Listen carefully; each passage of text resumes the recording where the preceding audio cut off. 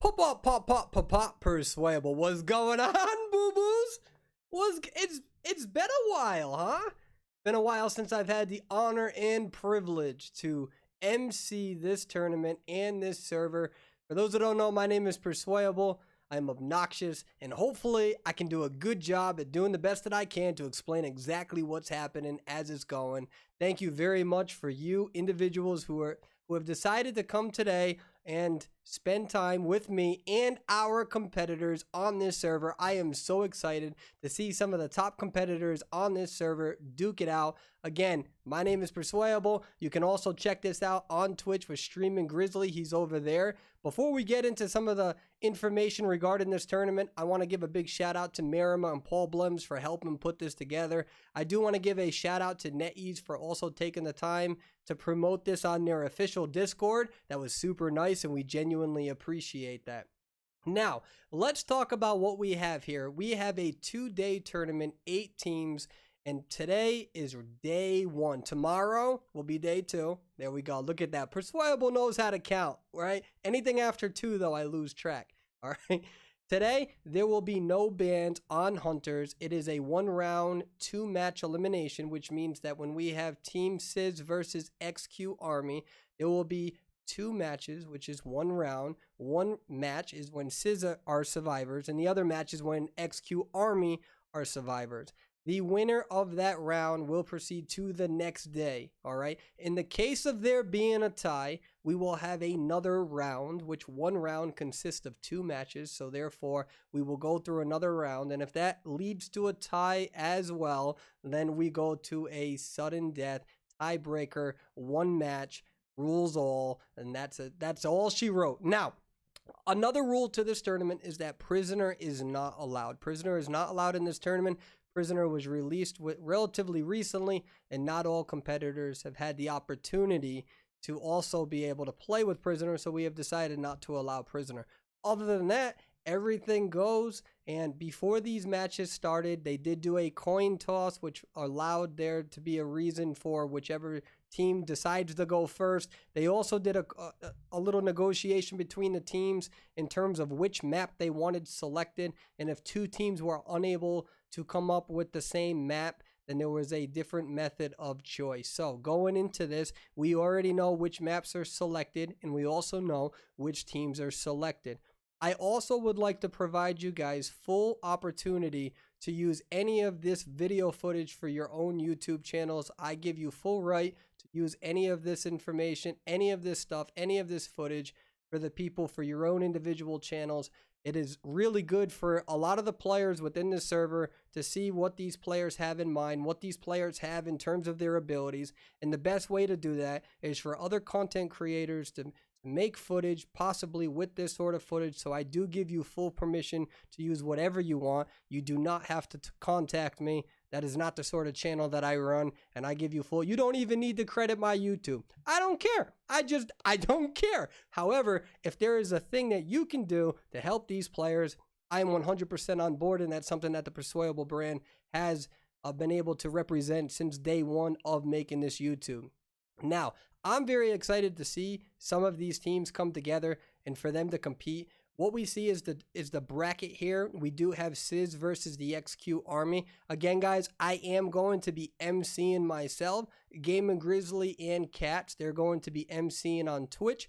In between matches, we will find a way for all 3 of us to share the same Discord, so you guys can have the privilege of hearing Cats and me argue like cats and dogs.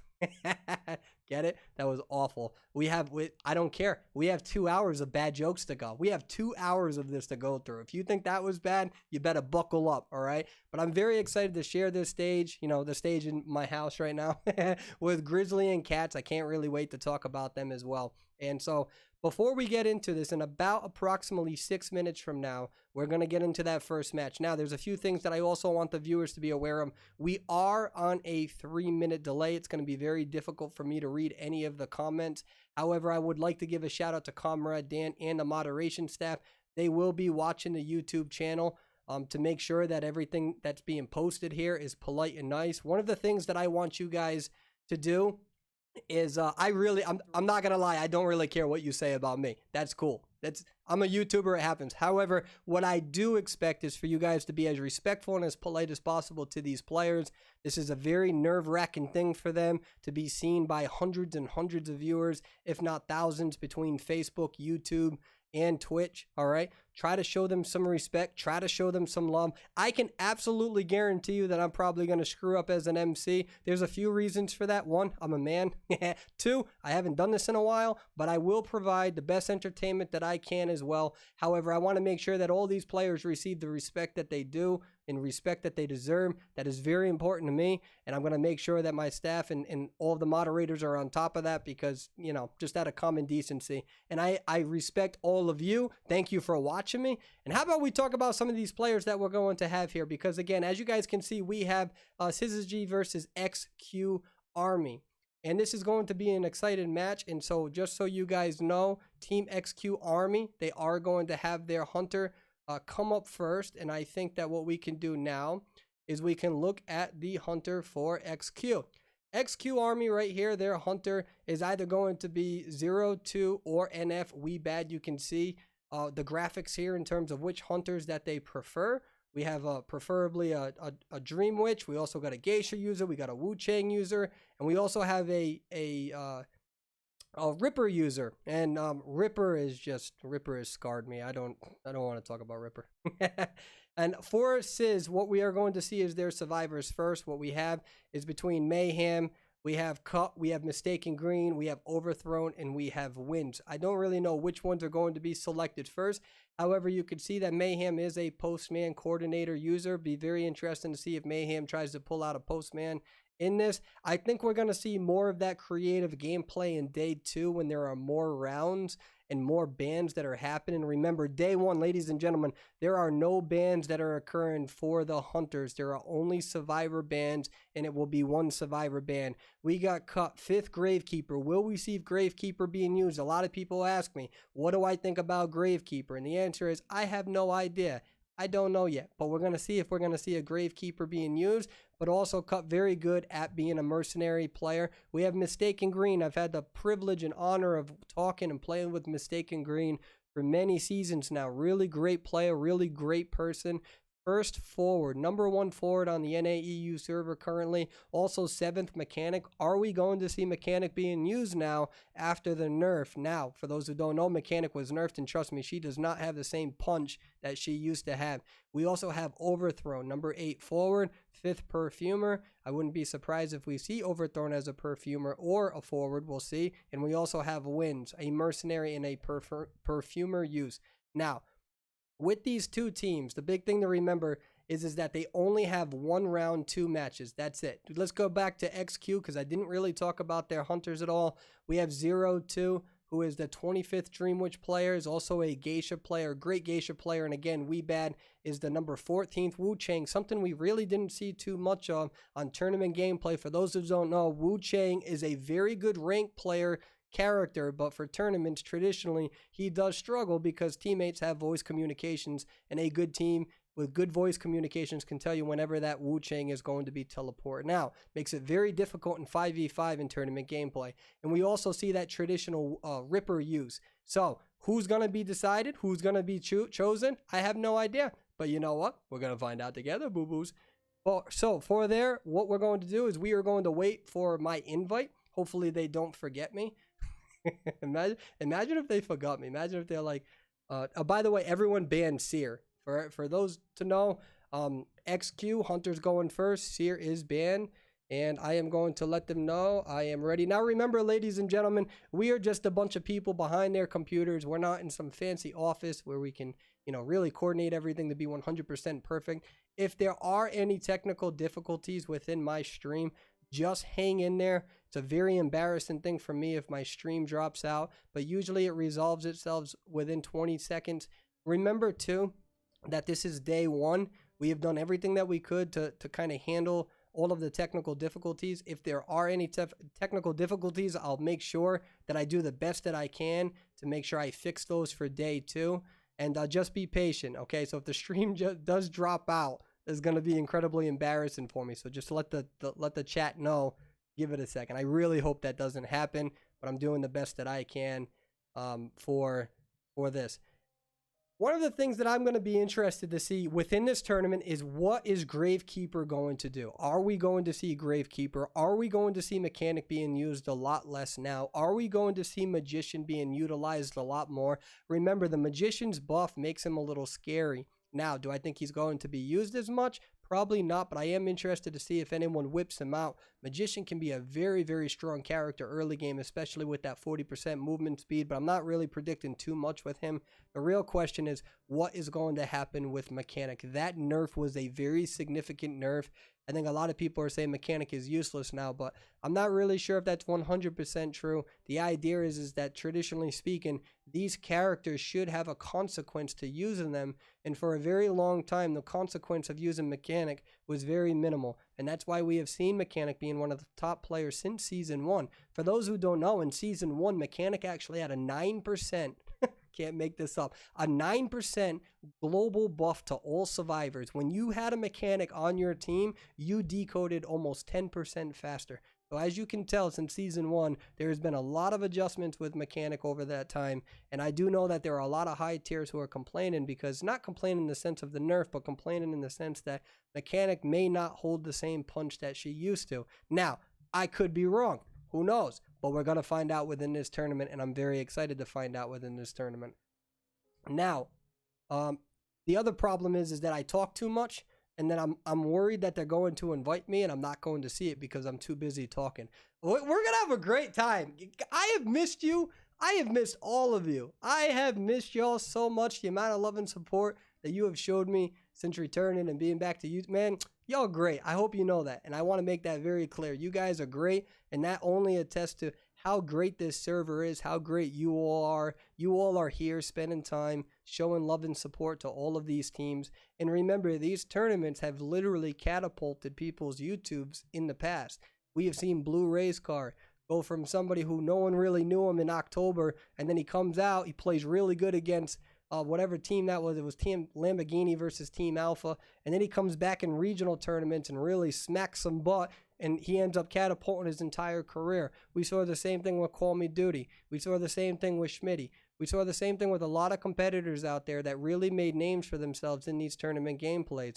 And so this is going to be a great opportunity for these competitors to let them know, hey, y'all been sleeping on me. Y'all been sleeping. You don't know my name. I deserve respect to my name. I'm going to prove it in this tournament. And I'm excited to be able to see exactly what all of them are going to do.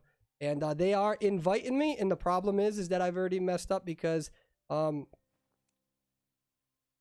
talking too much. Wait a minute. Oh no, somebody else invited me. I got invited to a different one. Look at that. You know, we've been trying to prepare for all of this, and I told everybody, I bet you any money Persuadable messes up first. I have a long history of this, and I'm waiting for the invite. No idea where the invite.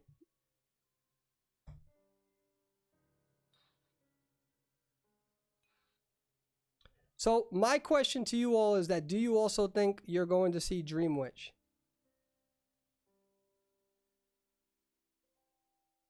My question is that in regards to Dream Witch, I don't know what they're doing. They're saying that they're inviting me, and they're not inviting me at all. Do you guys see the invite? I don't see the invite.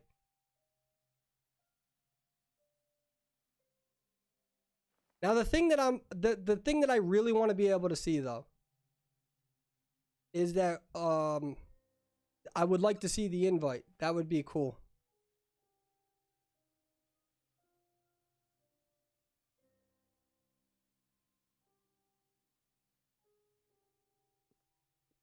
You guys like my character? So Mirima's trying to send me the invite, and I'm not getting an invite. Yo, I got this on live feed, boo boo. This is on live feed. You can't be telling me that I'm lying to you. None of us see the invite. Oh my god, this is absolutely amazing. Oh, great. My question also is are we going to see Ripper? Ripper used to be such a scary, scary hunter. You know what we're going to do? We're just going to invite her because she doesn't. This is what I said. I told you this would happen. They don't want Persuadable in here. They're not going to invite me.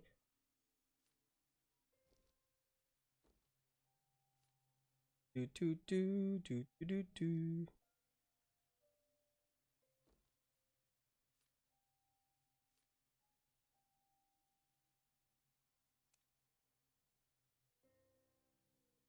All right, what we're going to do, ladies and gentlemen, we're going to restart this. I've actually never seen... I don't think I've ever seen that glitch before, and it's already happened. Give me a second. We're going to restart this real quick. Yeah, she's saying that she's invited me to the match. So how we have this now, we have a whole bunch of players who are waiting in the post lobby, and then you're going to have Catch, you're going to have Grizzly, you're going to have I, and we're all going to be spectating these matches, and when we're spectating these matches, we're going to provide you the commentary that we need.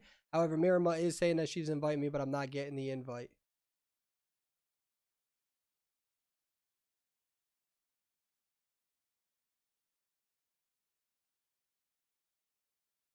Let's see what these names are.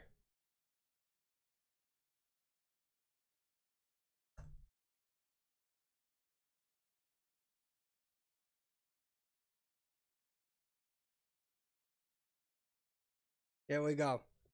Well, we're yeah, we almost made it to the first match.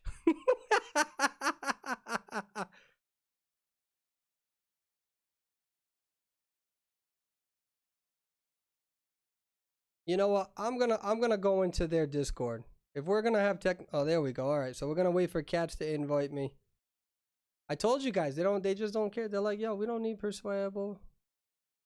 We don't need that washed up player. We don't need that washed up. Why do we need him in here?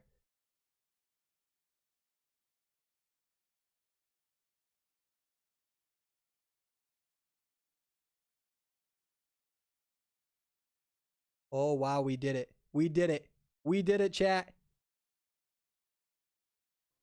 You know, the one thing that's supposed to be the easiest thing is an invite. That is anyway. So now here we go. We got the teams up. I honestly, in playing this game for over 18 months, I've never seen that happen where somebody's like, "Yo, I am inviting you. What are you talking about?" So these are going to be the teams again. I really want to see who we're going to see for XQ being that hunter. We can bring this back up real quick. How about we bring that back up, and we do see that. I think, who is that? That's going to be Weebad. So Weebad is going to be the hunter. Weebad is either going to play Wu Chang or Ripper, most likely. Let's see which one they end up going to choose from. And again, I'm very interested to see if Ripper reemerges from this market. We really have not seen a lot of Ripper, to be honest with you. Most likely, we're going to see Seer banned here. And a lot, I honestly expected a lot of Blood Queen this first round. Blood Queen is just a really big animal.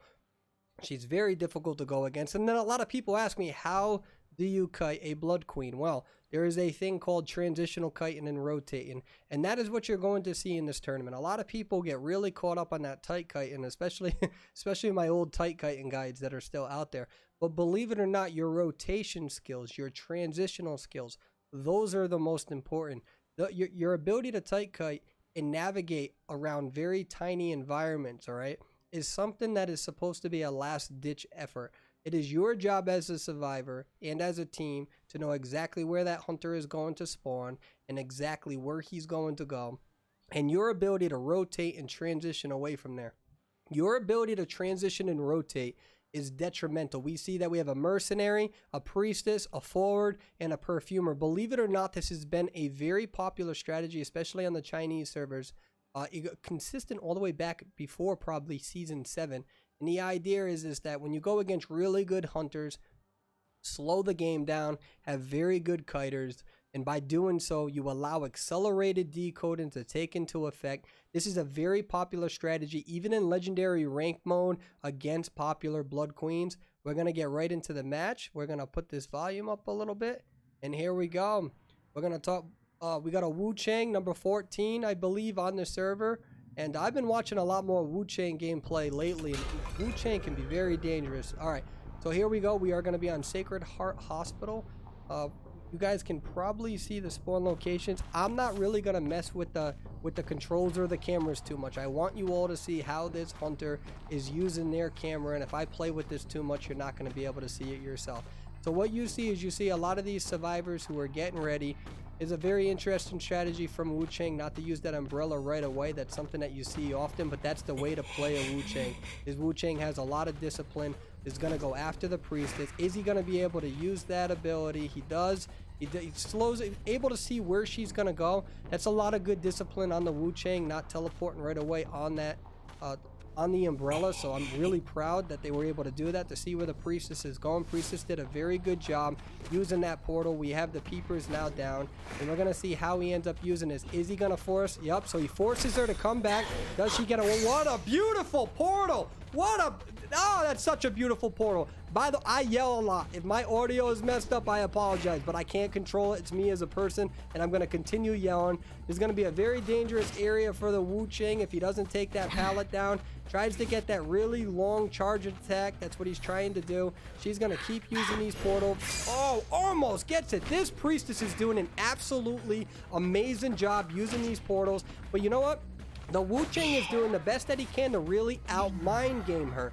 This isn't, I'm looking at this gameplay. I don't see a player to blame. I see players who are making choices like a game of chess, and other players responding to those choices. Beautiful job from the priestess. Beautiful job from the Wu Chang trying to out-mind game her. And guess what?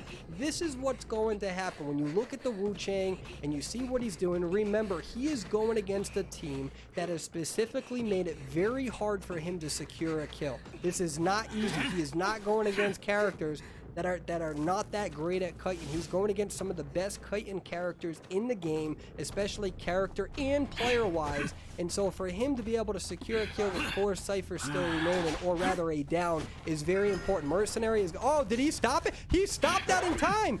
Oh, he got the stun. She's gonna go, there we go. What's he gonna do? They're gonna try to body block. Mercenary, what is Mercenary? What is their strategy here? Let's see what they try to do. Mercenary is going to go down very, very quickly. And they're beautiful discipline. When I ask that question, what are they doing? I don't mean that in a way of what are they doing. I mean that in a way of what is their strategy here. Are they going to try to body block for that priestess? And it looked like that's what the strategy was. Mercenary is going to try to body block for that priestess. Excellent discipline from the Wu Chang. We're going to go for a long stun, and that can be a very risky move because a lot of hunters who are panning their camera correctly, and that's what you guys are seeing, is, there we go, you got the chop block. That is called the chop block. That is how forward is really utilized in high tiers. You don't see a lot of long stuns anymore in high tiers because a lot of hunters can react to it. You see these little tiny chip shots that happen, and this slows the game down, and it also preserves the football ever since the forwards football got nerfed. And so you want to do those little chip shots. You don't want to go for the long stuns anymore, especially if you don't get it. You lose your football, the hunter can react to it. Now another thing that people don't realize about forward is that when you hit your stun is the most important. When a hunter takes you by the balloons,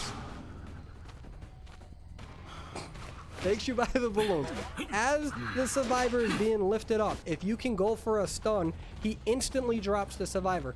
But if the survivor is fully all done with the animation of being on the balloons, that's when he slowly drops the survivor, and the survivor doesn't have an ability to escape. So really good forwards, what they need to do is they need to time the stun. Not only get the stun, but time it before that animation is finished so people can actually escape.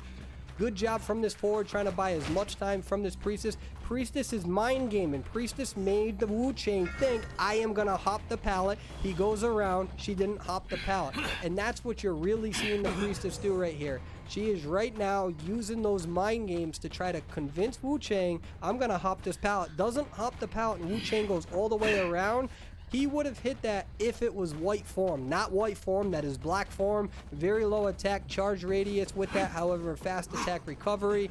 And that's when you see the priestess moving. You see the Wu Chang putting the forward on this chair for one reason. He doesn't know when these other cipher machines are going to get popped. So what do? You have to pick up a character, and you have to put them on the rocket chair just in case they have borrowed time. Somebody finishes that cipher, and now all of these people are back up. We're seeing some really good gameplay footage. Priestess is playing some really good mind games. We're seeing Mercenary doing a good job trying to go for this rescue. Forward did a great job with all of those. And we see this Wu Chang really trying to play these mind games. I'm pretty sure he hit that skill, and Mercenary cannot go in for the rescue currently. Let's see what's going to happen. Nope. All right, so he's back here. He goes in for that rescue. I'm a little confused right there. There's a lot that just happened. Good job.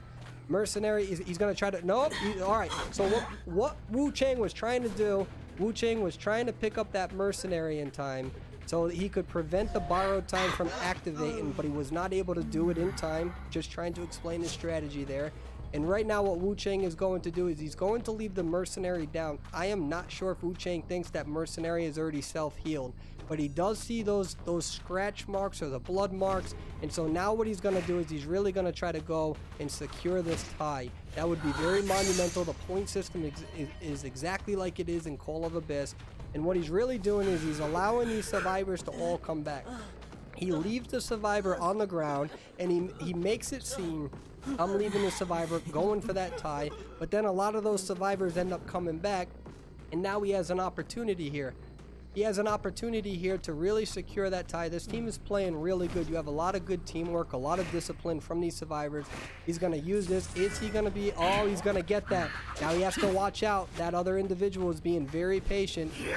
Yep, so what we see here is we see Cut is going to go in. He's going to go back to this rocket chair, put this individual in the rocket chair, and now try to catch up to one of those survivors. He still has detention activated. It's about 65% of the way through. They're going to navigate to the hospital over here because it's the strongest area. And I wouldn't be surprised if somebody tries to circle back. Yep, so that's where Mercenary strategy is. He's still going to be in a good kiting area. But this Wu Chang needs to try to... Oh, beautiful blink! Beautiful blink! What a beaut...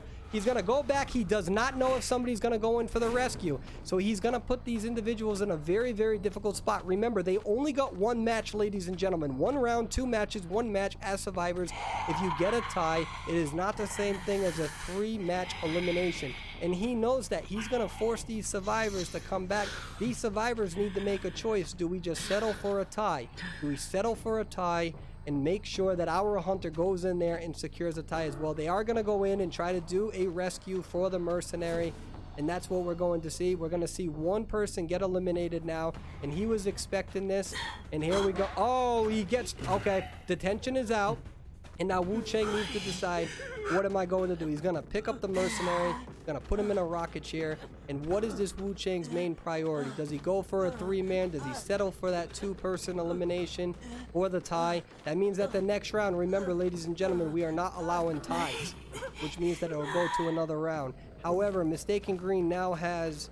Let's see what Mistaken Green, he's going to be running over here. I am going to move this. He's using a global portal. Excellent job from him and the priestess. And let's see what Forward does. Is Forward going to go and try to get a rescue? This is going to be very interesting. If he can get that rescue, I do think Wu Chang ended up taking down that global portal. Well, let's go back to Wu Chang. Wu Chang is going to hit him once. Now we're going to see, does Mercenary have enough elbow pads? If Mercenary is able to get away, we have to be very careful now, because now Forward is going to be waiting by. There we go. Beautiful job. He has to decide. He's got to... Okay, so Priestess, he pushed out. Forward is now moving away. He needs to go back towards there. He knows it too. He knows it. He does. He's going to put them in his rocket chair, and then he's going to go and try to... Yup, he's going to go and try and get to that dungeon. This is going to be very close. He puts him down. He's got to be careful, though, because if Mercenary build up struggle speed, if he picks up Mercenary again, Mercenary may have the ability to get away, depending. Usually a lot of teams who work with a Forward build up struggle speed. But this is a very interesting match. I don't know if that Mercenary... Oh, beautiful stun. That Mercenary might be able to escape if he gets picked up again. I know it's very close to the rocket chair. Yep, and I would expect that Mercenary to be crawling away. I would expect that Mercenary to be crawling away as much as he possibly can, because if he crawls away, then he can try to struggle free. I think that's what the objective here is. Now, what do? You got to be careful about the Forward trying to crawl over to the dungeon. Oh, he may have lost him. Did he lose him? Yep, he's going over there. Wu Chang cannot find him. Is Mercenary... I'm not sure if Mercenary has enough time. Does Mercenary have enough time? Oh, that's going to be very interesting. Wu Chang... Okay, I don't know why I'm looking at my phone. I have it on my computer. Why do I do that? Why am I looking down here? I got this big screen with it on, and I'm over here looking on my phone. Is Wu Chang going to be able to find Mercenary in time? Mercenary is trying to crawl over. I do... Uh-oh.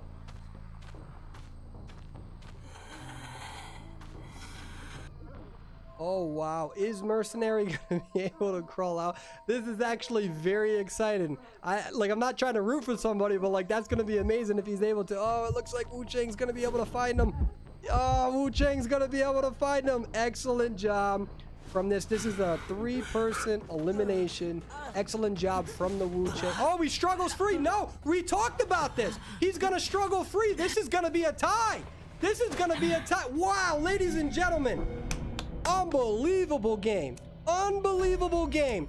That's what I was talking about. It's just that I'm too dumb and I forgot what I was talking about before. The struggle speed. A lot of survivors who play with forwards, they build up max struggle speed for that reason. Excellent strategy from the Mercenary. Something that I predicted and then I forgot that I predicted and then I forgot what I said and now I'm completely surprised by the stuff that I said that would probably happen. It's not easy having the memory of a bullfrog. All right, ladies and gentlemen, what we're going to do is we are going to go into the other chat and we are about to go with Grizzly and Cat. So let's welcome them to the chat. On Wu Chang right there, early game. So that he actually, that he had the chance to make this a 3 survivor elimination at the end. That was a fantastic comeback from Wu Chang. But then actually... Dude, that Mercenary right there, I think that's definitely a deserved tie for both teams. Fantastic job. What a game right there. That's crazy. That's insane. I think the Wu Chang, in my perspective, he did phenomenal. He did phenomenal to the point where he could have won. Like, if the Mercenary didn't get that struggle free, and he would have known before that the 4 was going to the hatch. Sorry, this is not Dead by Daylight. I'm not persuadable. Persuadable. I'm persuadable. Oh my god, that intro. Get out of here. How you guys doing? Persuadable. Yo, dude, how did you just see that Mercenary? Oh, I saw that match. I was so you know what's funny? When I was play calling, I literally predicted that the Mercenary was going to do that. But then I got so excited. No, listen. I got so excited that I forgot that I said that. And then when he got picked up, I'm like, oh, good try. And then he escaped free. And I'm like, wait a minute. I said this was going to happen. I'm so dumb. I literally predicted it. And then I forgot that I predicted it. I said the same thing. I was like, maybe he can struggle free. Maybe he can struggle. And Katz was like, nah, there's a rocket chair right next to the gate. I'm like, yo, I think the Wu Chang did phenomenal. I think the Wu Chang did amazing. So Wu Chang did absolutely great. If you go back into that footage, you'll see that the priestess, what she was doing there is that she was pretending like she would vault the pallet, which would force the Wu Chang to try to predict it. And so really that's how, when we look at these chitin matches, you have to really understand that it's a game of chess. And when you fake vault a pallet, I'm either going around it to predict it, or I'm going to think that you're faking me out, and you either win it or you don't, and it's just a big mind game.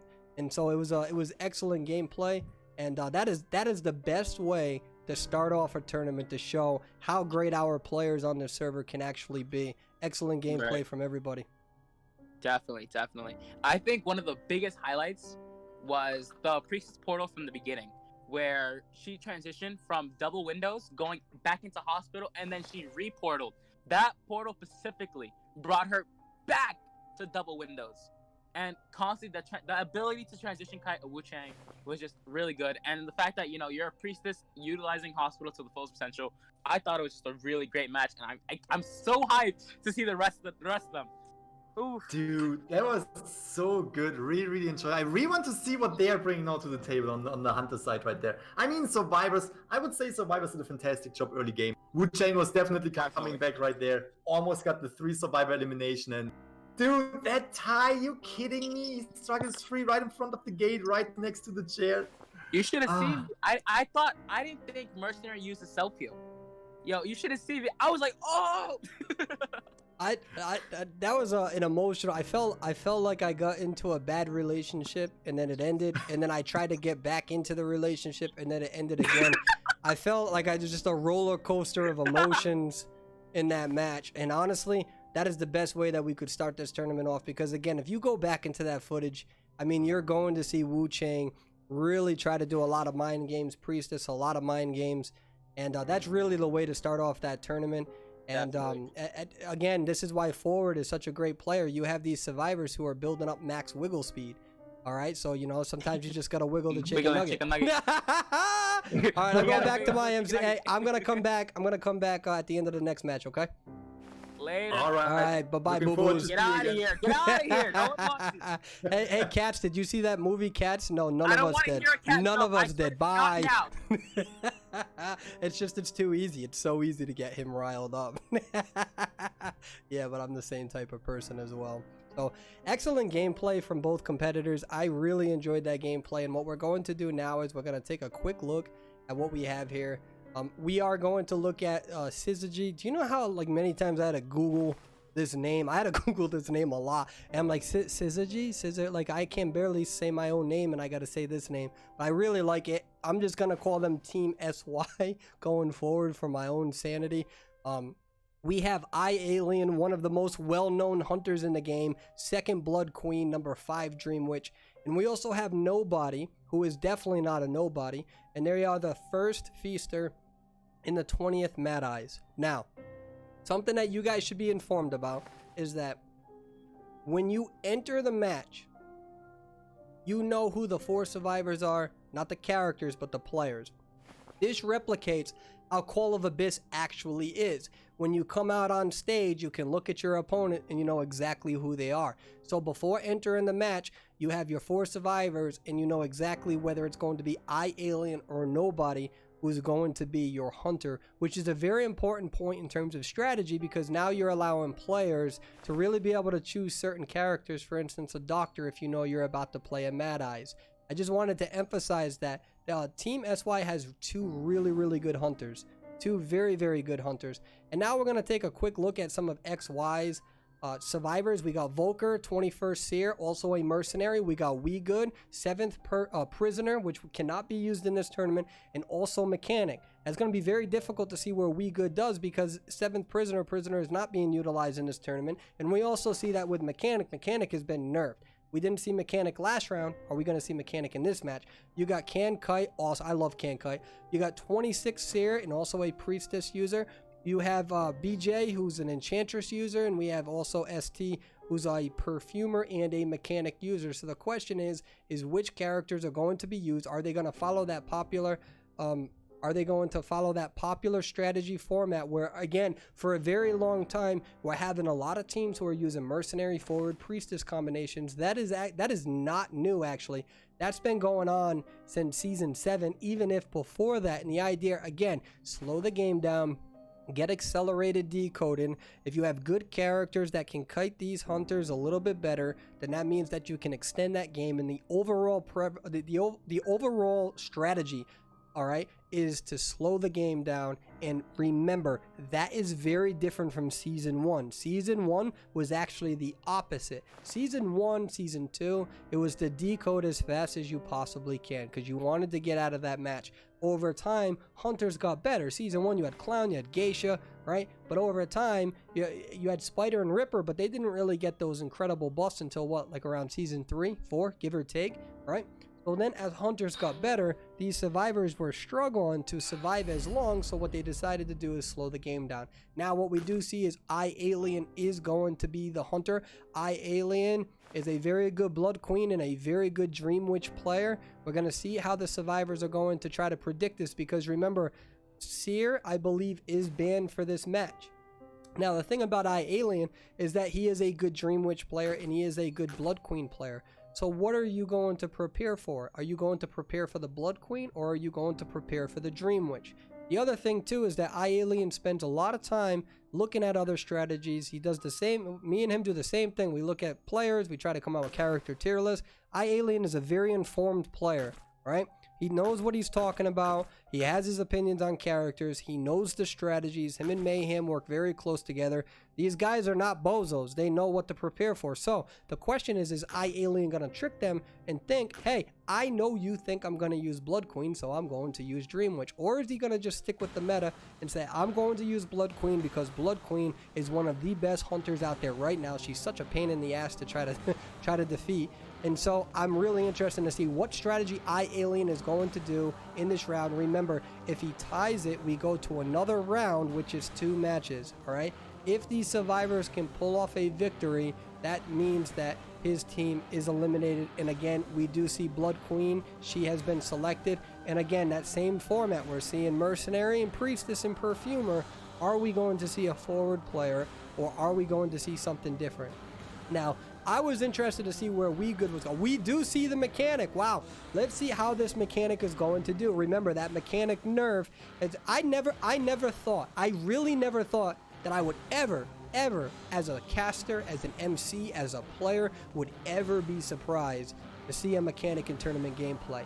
And again, I'm just saying that with the recent nerf, it is so early, so soon, we really don't know the value that mechanic brings. Whether you think that she brings the same value or she doesn't bring the same value, my point is that it's so new that we haven't really been able to see it on a tangible level other than legendary rank mode. And the NAEU region is one of the first tournaments that is really going to display how good is mechanic now. I think a lot of players are going to be taking notes. They're going to be looking at this and say, okay, what about us as a team? Can we use mechanic like we used to be able to use mechanic? And it's going to be very interesting to see if they're able to pull this off. Remember, a mechanic losing that doll now is a lot more detrimental than what it used to be. All right. Now, we have Blood Queen. Again, I'm not going to touch the camera. We're going to see how he manipulates this camera. He's going to probably move towards Shack or Ruins. He's going to get that tinnitus. He already knows somebody's at Shack. Now, it's not atypical for some of the best survivors to stay in this area. Already gets a hit. What a beautiful hit. A lot of discipline from this area. And we're going to see if Blood Queen, oh no, oh, she was able to perfume back. I'm sorry, I completely missed that. I'm so sorry. Wow, I get too excited about this stuff and I miss stuff. All right, so we have Blood beautiful first perfume. However, iAlien was able to follow up with it. We're going to see where Blood Queen is going to move. She understands these routes, and by she, I mean the character, not iAlien. iAlien understands these routes. iAlien's been playing for a very long time. We're going to see, is iAlien going to be able to follow up? Really, Perfumer right here transitioning as much as what they can. Moves back to the side over here, and I do not know the movements that are necessarily happening right now. I think Perfumer was able to trick him out a little bit. Perfumer is trying to hide. Is this Perfumer gonna be able to hide from iAlien? iAlien right now does not know where the Perfumer is. That Perfumer did a very good job. Perfumer knows this is my opportunity, but I have a feeling iAlien's gonna use that skill relatively soon. Yeah, he can see now. He's gonna follow up, and I can understand what the Perfumer was doing. Perfumer was trying to transition. Perfumer was trying to transition away, and good job from Perfumer, trying to able to navigate from this area. Was able to perfume back. Wow, is that another trick? That is another trick. Perfumer able to trick the Blood Queen using that perfume. Excellent job. She perfumed right when iAlien went over there, and as she's running away, she perfumed back. I'm not really sure if iAlien, when he first went over there, was able to see that perfume. I mean, that's very difficult to do. Beautiful blink from iAlien. Excellent job, iAlien. Excellent job from Perfumer, being able to perfume back from that first hit.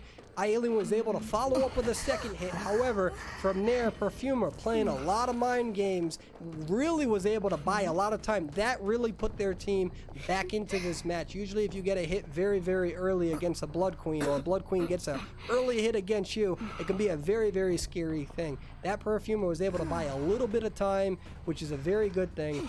And we're going to see now Mercenary gets hit. Is he going to be able to follow up with this rescue? He's got to be careful.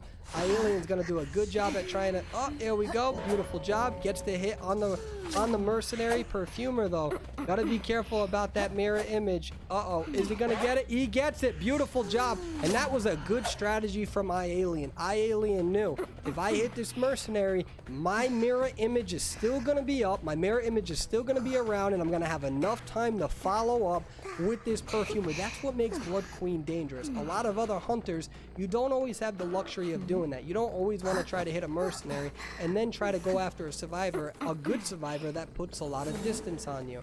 All right, it's one of those things where you got to be very careful with that strategy. But Blood Queen allows that luxury to provide that strategy, and it's one of the reasons why she's probably the best hunter in the game right now. Look at this control with these mirror images. Amazing control, hitting characters halfway through the map with this, and this is what makes a Blood Queen very scary. They know where the survivors are, they know where they have to put that Blood Queen. Now we see Perfumer was eliminated. Beautiful hit on the mechanic. They're still at 3 ciphers. iAlien is looking very good for his team right now. Remember, as long as he can pull off a victory, they do go to the next round. iAlien is doing a great job with this discipline. Perfumer, again, early game, able to buy a lot of time in that sticky situation, was able to play some mind games, but iAlien was able to come back, follow through with it, and say, listen, you may trick me once, you may trick me twice, but then I'm going to take control over this damn match because it's my job to bring this home for my team, and you know damn well that if anyone can do it, it would be somebody like iAlien. iAlien's going to move back over here. Now let's see what strategies they're going to do. We have Priestess coming over here. Is she going to be able to get this rescue? They have to. They have to at least get 2 people out of this match. And it's going to be very difficult because now what they're going to do is they're going to wait for the last sudden moment to get a rescue in, especially because Priestess doesn't want to get injured too early. But by doing so, they're still at 3 gens. Look at this body movement. Look at this. iAlien has got this Priestess a little scared. I'd be scared too. Let's see the discipline. Is he going to swing? Usually the 3rd time's a charm. Gets it! I called it! Tell me I didn't call it. 3rd time's a charm. Beautiful job, iAlien. Excellent Terror Shock. And this is going to put this team in a very difficult position because they cannot afford a 1-person escape. What they have to do is they have to get 2 people out of this. And it's looking very improbable doing so. This is showing that danger. It is showing the fearsome ability of what Blood Queen has in these matches. And it's #1 reason why I think we're going to see Blood Queen banned the most on day 2. Remember, ladies and gentlemen, day 1, there are no Hunter bans. There are only Survivor bans. Beautiful move right there. Get safe. Oh, this is going to be a very beautiful move. Let's see him move forward. Mercenary is going to go down. We see that the Priestess has gotten up, and she knows, iAlien knows rather. I always look at the Hunter and then I say it in the Hunter's perspective, like she or he. But iAlien knows it doesn't matter if Mercenary gets back up because he's not going to be able to self-heal if he decides to do so. So now what iAlien's doing is he's going to prioritize this Priestess because Priestess cannot get up again unless the Mercenary comes by and tries to heal. That's a surrender successfully. Beautiful job, iAlien. Congratulations. Congratulations to both teams. What we see here now is we see that Team SY is going to go forward to the next match. Beautiful job from all the competitors. That was a really great first match and second round. So we see between SYZ and XQ Army, SYZ is going to go to the next round, and we're going to have a little tiny break between EM and MRM. We'll get into them a little bit, but for now, how about we go back and we visit our friends Game and Grizzly and the Cats. 2 matches, 7 to 2 points for Syzygy. Oh, there's a wild persuadable. It's like a Pokemon. Dude, no, he's there. Hey, persuadable. I know missed you. You weren't expecting me to be quiet, but I'm learning, y'all. Can you imagine that? I came He's in like here. one of those Pokemon. Like, if you ever played Pokemon, right, and you go to the grass and like you always encounter a Pokemon, it's a persuadable. Yeah. And you constantly want to run away from it because you keep getting it over and Yeah, over exactly. and And that's like the Pokemon that is just extremely annoying. You already have it and you don't really want it. And that's just like another persuadable. How does it feel that it requires 2 of you to MC to be anywhere near my level as a single MC? How's that feel, Boo Boos? How's that feel, Boo Boos? I mean, the thing is, we actually didn't really need you. Like, you thought there were technical issues inviting you, but actually, in the background, the entire team was like, do we really want to invite Persuadable? He's like not offering anything. Let's talk about the gameplay, guys. This is brutal. I gotta get a drink of water. It's just like, all right, we have a super We're professionals. we have a super professional game. Then we have 1 minute of trash talk, and let's get into the game right here. That was actually really good from iAlien. Really being patient right there. And as soon as the Priestess was down, there was almost nothing that the survivors could have done better to get out of there. I think something that really stuck out to me was the Perfumer's kite. I think the Perfumer did phenomenal, especially with the hiding. Like, okay, so the Perfumer perfumed early back at Ruins, right? And Alien thought that she was going to perfume back to avoid the mirror. But in reality, the Perfumer kept running. And then once the Perfumer realized that the Blood Queen got lost, the Perfumer hid. And that killed so much time. Now, I'm actually wondering, right? Now, what if the performer kept hiding, and she never ran out in the open. You think Alien would have actually found her? Well, I think it's a gamble, right? Whenever you make a choice in this game, imagine if Alien did see her and then she's hiding in a very unattractive area in terms of kiting ability. That's not the most attractive area by that one pallet. It's very easy to die over there. So I think really against any other hunter, that transition would have won them the game. But that's what makes Blood Queen so dangerous, because she can just use her mirror image and catch up to that distance. If that was any other hunter other than maybe Gamekeeper's Lucky Hook, no one would have been able to, nobody would have been able to catch up to that time. So I think that perfumer tried to do a good job, and she tried to make the right decision, and I think that she did, and it just didn't work out in her favor in that situation. If that would have worked, we're talking about the results of a very different game. Yeah, absolutely. I'm going back to my chat. I love you guys. I'll see you soon. Get out of here. Chat. Bye. See you. No one saw cats. All right, guys, man, I absolutely love them. All right, so let me go into this. So now we know that Team SYZ is going to move on. And now what we have to do, we will see them play tomorrow during day 2. Now we need to move on between Team Maserati Motorcade and the Elias Martin team. And what we do know is that Team EM, their hunter, is going to go first. So what I'm going to do is I am going to drag this up here. Hey, trying to work with these graphics is very sophisticated stuff for me. I hope that y'all appreciate. Y'all know this ain't my style. All right. We have Monkey King, 13th Ripper, Feaster player. And we also got Daku, first Bonbon, and also a Geisha player. We know that Daku in this game is really known for his Bonbon use. He can be a very, very dangerous hunter with Bonbon. I've played against his Bonbon. I don't have a good time. He's a great person. I just don't ever have a good time going against Daku's Bonbon. The key to really trying to defeat Daku's Bonbon or any Bonbon is that transitional rotational cut. You got to be able to keep that distance, waste a lot of time, and that's what you're seeing the difference between some of the survivors who are winning, is that ability to rotate.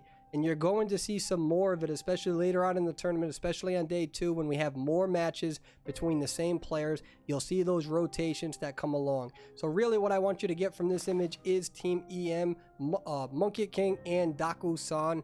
And you can see the characters that they prefer. And what we're also going to do right now is we're also going to go over Team MM or Maserati Motorcade. We got Starfire, First Prospector, First Seer. We know Seer is going to be banned, so it's going to be interesting to see if we see Starfire use that Prospector. Prospector can be a very dangerous survivor that I still think is relatively underrated in tournament gameplay, but not legendary rank gameplay.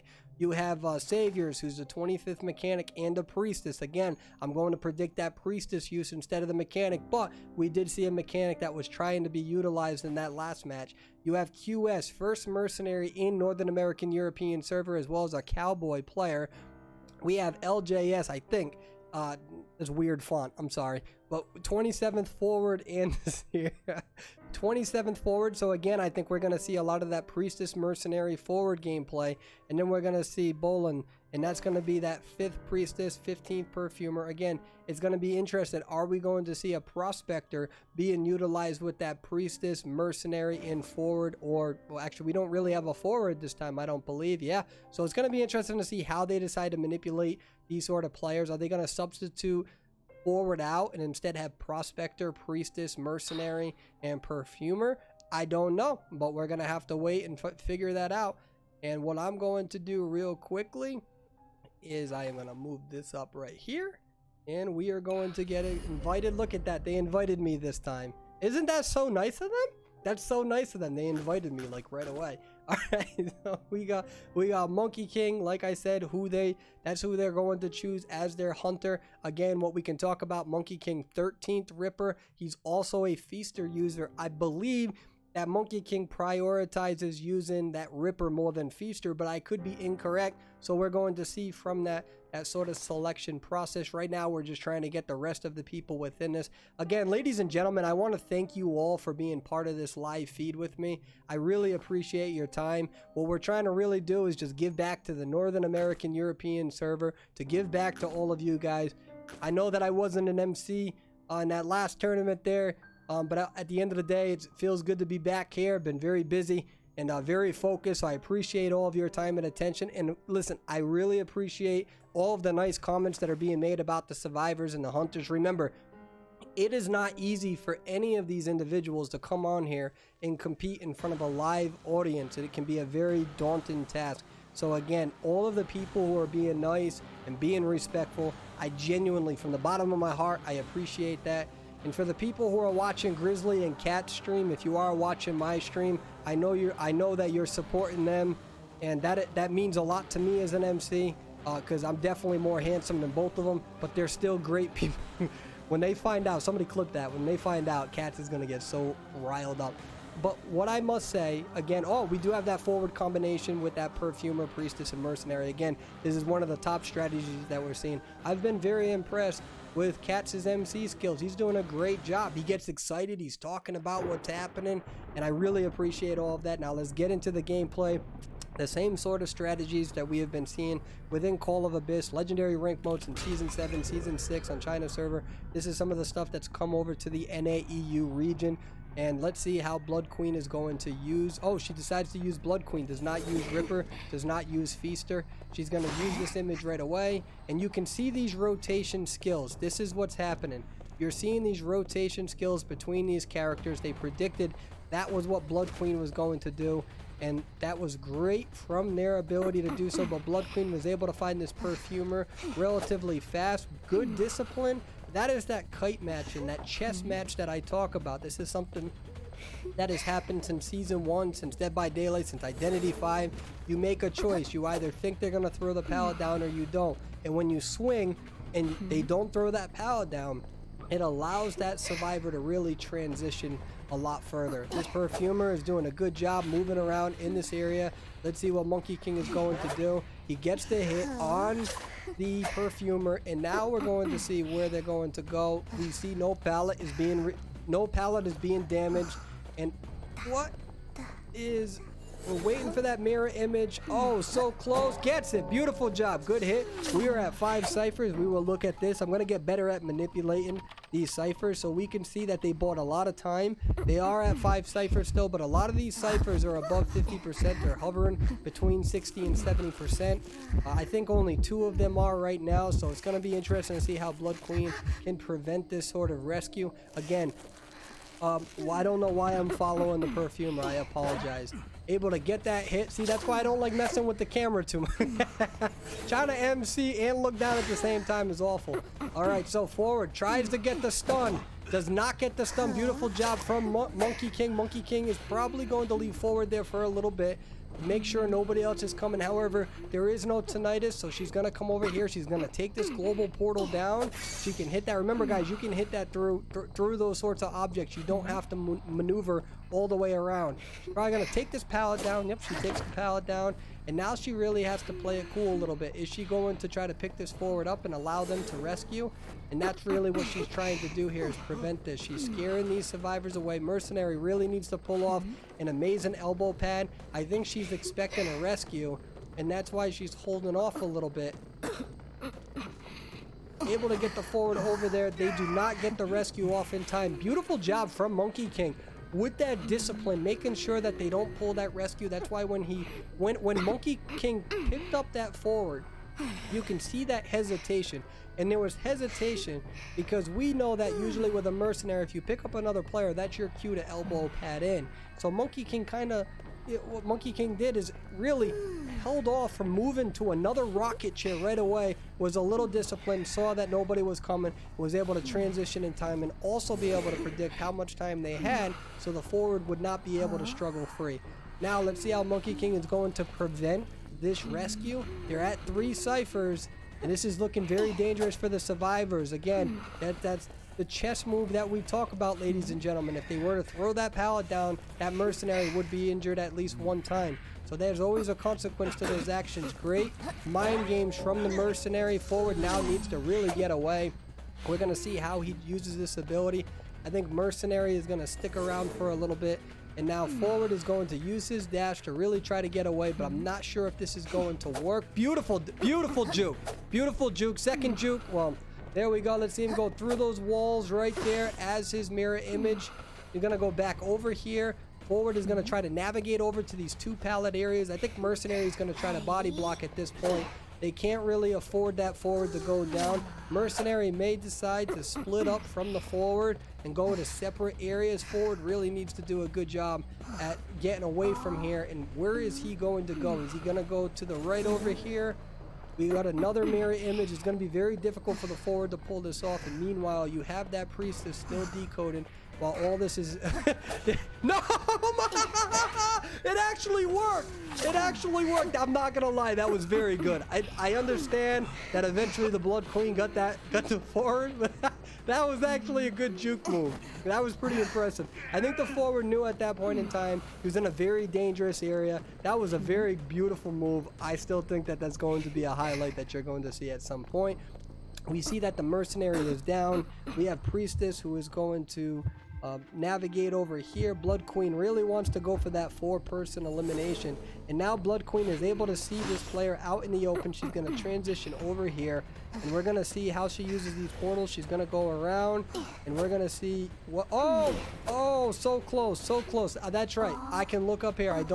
I get so excited I start looking at my phone. All right, so we have Priestess who's going to run over here. Does she have another portal? I do not know if she does. This Blood Queen, yep, she's going to use it around here. It's going to go through there. She's going to go to these 2 pallets. This is kind of a little bit of a dangerous area for a Priestess against a Blood Queen. She gets that first hit. Priestess has decided to move towards first stop. I'm not sure if she has any portals to get inside the 2-story. And now what Blood Queen's going to do, she's going to teleport back over here. We saw the same strategy with iAlien. You're going to teleport, you're going to take down this Mercenary, and then you don't have to worry about the Mercenary getting back up unless the Priestess comes over. That's the mind game. That's the mind game we were talking about. How she was able to predict that vault and was able to follow through and get that sort of injured state. Good job from both players. Mercenary is going to go into the corner over here. I don't think she's going to pick that Mercenary up because her main priority now is to try to get a 4-person elimination. Remember, she doesn't want a 3-person elimination. We don't know what's going to happen in the next round. You want to eliminate as many players as you possibly can. Blood Queen's going to use that mirror image to come back around. You see Priestess hiding over here. We'll go back towards the Blood Queen. Now, I think that the Blood Queen is also a little nervous too. Remember that the dungeon is right behind her. Dungeon's right behind her. So she's in this little predicament where if she leaves the Mercenary, she doesn't know how much he's going to crawl. And that's why she's kind of waiting over here. I'm not sure if Mercenary knows that over there, that is where the basement is, dungeon. But I think that he does because he was down right on top of that dungeon. So this Blood Queen doesn't... This Blood Queen is being a little bit cautious. Again, if you go to the other side of the map and waste time, then if the Priestess does end up going down, he may have time to get to that. But I don't think that's really going to work out. So she's doing a good job making sure that he cannot get back up. Eventually, Priestess will have crows. Let's see where the Priestess is doing right now. She doesn't have any. She's probably tapping those ciphers right now. I don't think that strategy with the dungeon's really going to work out at this point because I don't think Priestess has been on the rocket chair. So even if the Mercenary stays over there, if she gets the Priestess on a rocket chair, she will have enough time to navigate over to that other side of the map and not have to worry about a Mercenary escaping. Is she gonna... Oh, so close, but she's gonna go to second stop. The question is did they end up...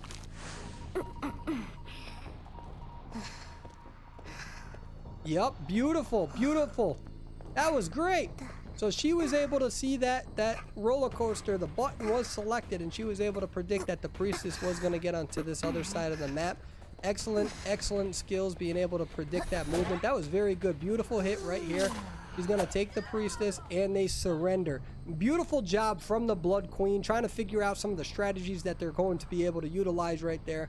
And a very good job from the Blood Queen getting a 4-person elimination. Remember, this is a 1-round, 2-match elimination, and it's very important now that the other Hunter gets a 4-person elimination. We'll see how that works. Now, we're going to get back to Game & Grizzly and Cats. Sorry, guys. 2 points for that match. Great job from both sides. Absolutely fantastic. Again, we have to give it to EM's Bloody Queen right there. That was destroying. Monkey Phenomenal. King was really doing a fantastic job right there. You can't really blame any of the MRM survivors right there because they were doing a great coordination. But I would say the early game that was going on right there with the forward missing the stun, that was so unfortunate. And that was really giving Monkey Definitely. King a huge advantage right there. Bringing down the forward early game, that was crucial and probably deciding for this match. Yeah, it was. Yeah, it was, right? No, that was I that think the- was a good Nice match. to have you back. That was a good Huh? match. That was a really good match. We're Can't s- say that the survivors did anything wrong, but it was just extremely powerful from Monkey King right there. We're seeing the reason why I'm almost going to guarantee that starting tomorrow when we see some hunter bans, we're most likely going to see Blood Queen being banned left Yeah. and right. I mean, she is just a monster to deal with. Her ability to navigate across the map, the ability to hit you from so far away, the ability to prevent the tight kiting. I mean, really, Blood Queen doesn't really have any weaknesses whatsoever. Yeah, Except Bloody Queen can counter everything. I think that what we saw there, we saw a lot of rotation in the beginning of that match, and it was just very unfortunate that when Perfumer was moving in the direction that she was moving in, Blood Queen had this sort of inclination to kind of look behind her and go back to where she was and was able to find that Perfumer. And that's what they were trying to do. They were trying to rotate, and really Perfumer had a good route. It's just that the Blood Queen had that inclination to really just turn around, and by a fortunate series of events she was able to see that Perfumer, and it's very difficult to start kiting so early in that game against a Blood Queen. So good job from all the players for sure.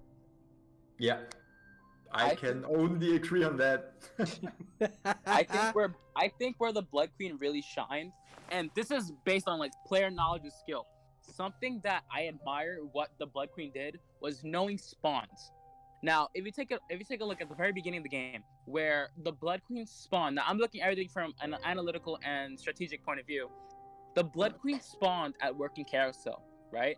So from there, you would know, right, that a survivor would spawn near tent, and he placed an early mirror, knowing where the spawn is, and getting the jump on the Perfumer early game, really trying to close in the gap. And I think that made a huge difference knowing spawns.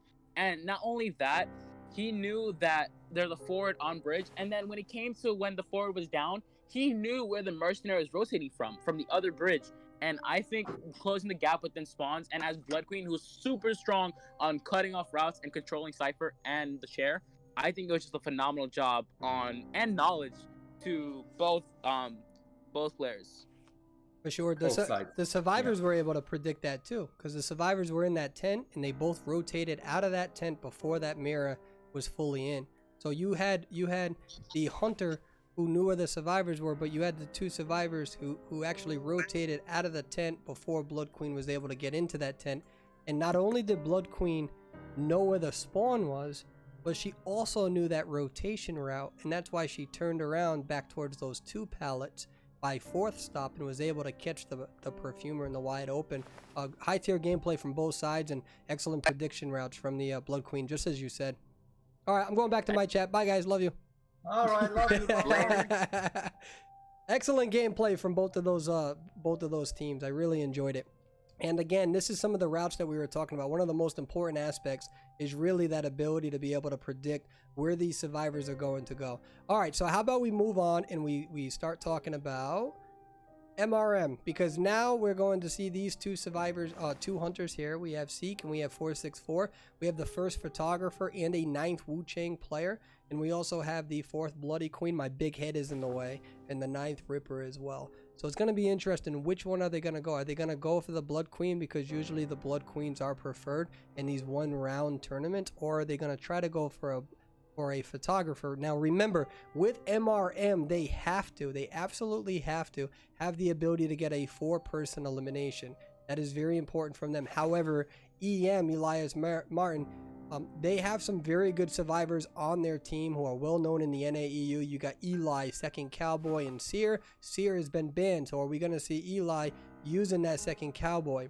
We have Anna, second Enchantress in the game. We have not seen Enchantress being utilized. Also a mechanic player. The only mechanic team that we've seen play so far has unfortunately lost, and it might be an inclination as, are we going to see mechanic players anymore in tournament gameplay, or are we going to go with the typical forward, mercenary, those sort of compositions with Priestess and etc. Now we also have Darkheart, first Magician. I'm very interested to see if we see a Magician, but also a Barmaid. Remember, Magician got buffed from a 30% to a 40% movement speed, and that really makes him more dangerous, a lot more dangerous. And I'll have a YouTube video about that probably on Monday or Tuesday. We all have Miasa, who is the 8th Mercenary and also a Gravekeeper. We have not seen Gravekeeper. And we have Roses, 21st Mechanic, as well as a Priestess player.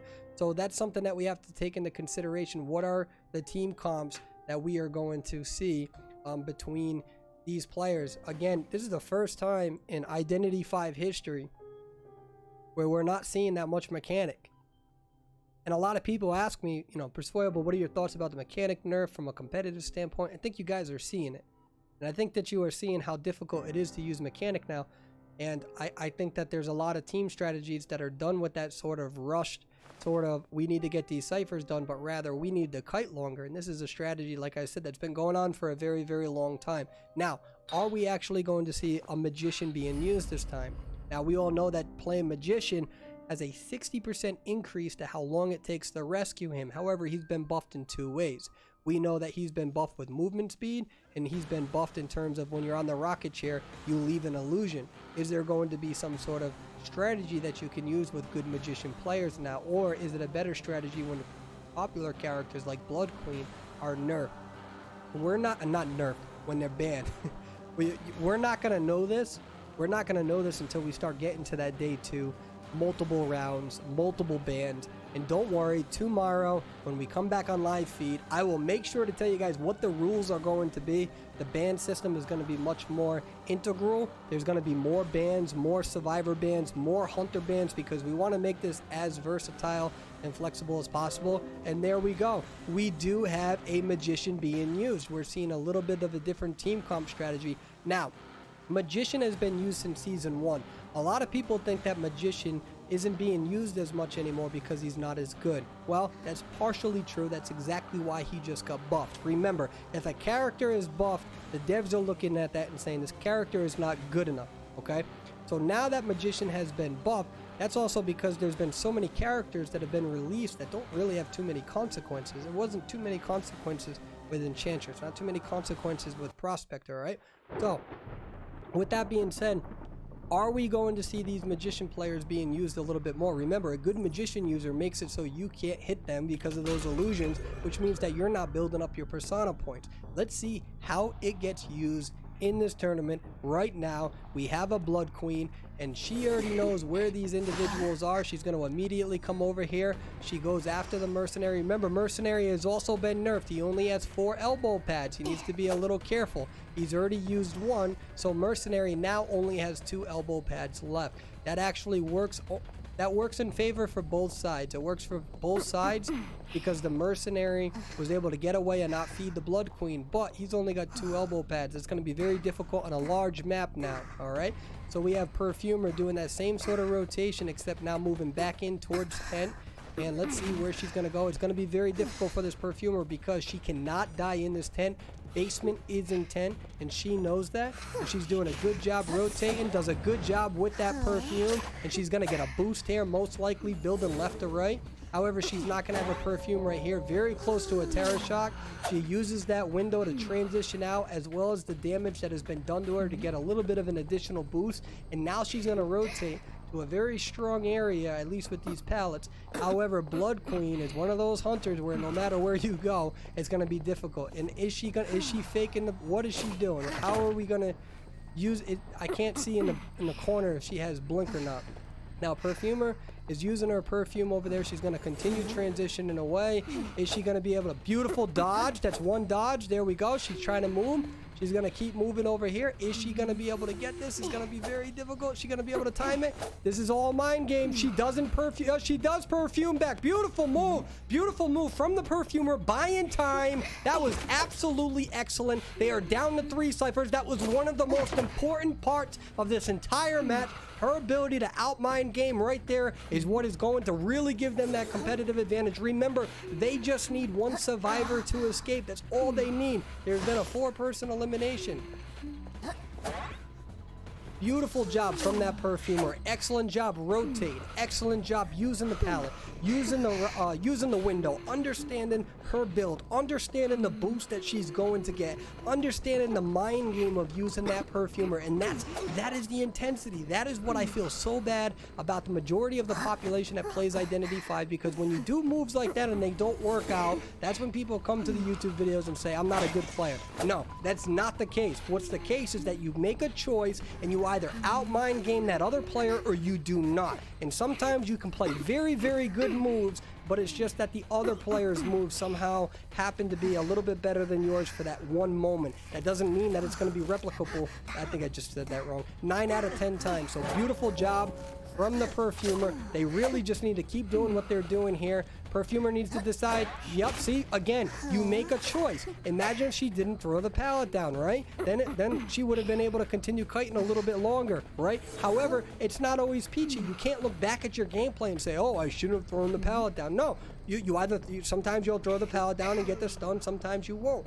And that is something that the player base really needs to understand. It's a big mind game. We don't talk about this enough. And at the end of the day, when your move just doesn't work for you in that one match, a lot of people internalize that and really go very hard on themselves. Don't, because it could have worked. She could have not swung. You could have got the stun and continued kiting. That's just that is the real nature of this game. Excellent gameplay from the perfumer. Excellent gameplay from the Blood Queen. And that is the reality of how this game really is. Beautiful job. Now, is she going to be able... Oh, beautiful job. She should stop right there. She should stop right there. Yep, body block. Beautiful job. And now let's see what they're going to do here. She's going to go... Yeah, there we go. Gets the priestess down. And let's see. She's going to continue body blocking for her so she can't go. This is really funny. This is really funny. Now she's going to go down, but you got to be careful about doing that strategy against a Blood Queen. That strategy works on a lot of hunters, but on Blood Queen, she has a little bit more ability to catch up. But you know what? Beautiful job from Roses. Beautiful job from the perfumer. Really buying as much time as possible.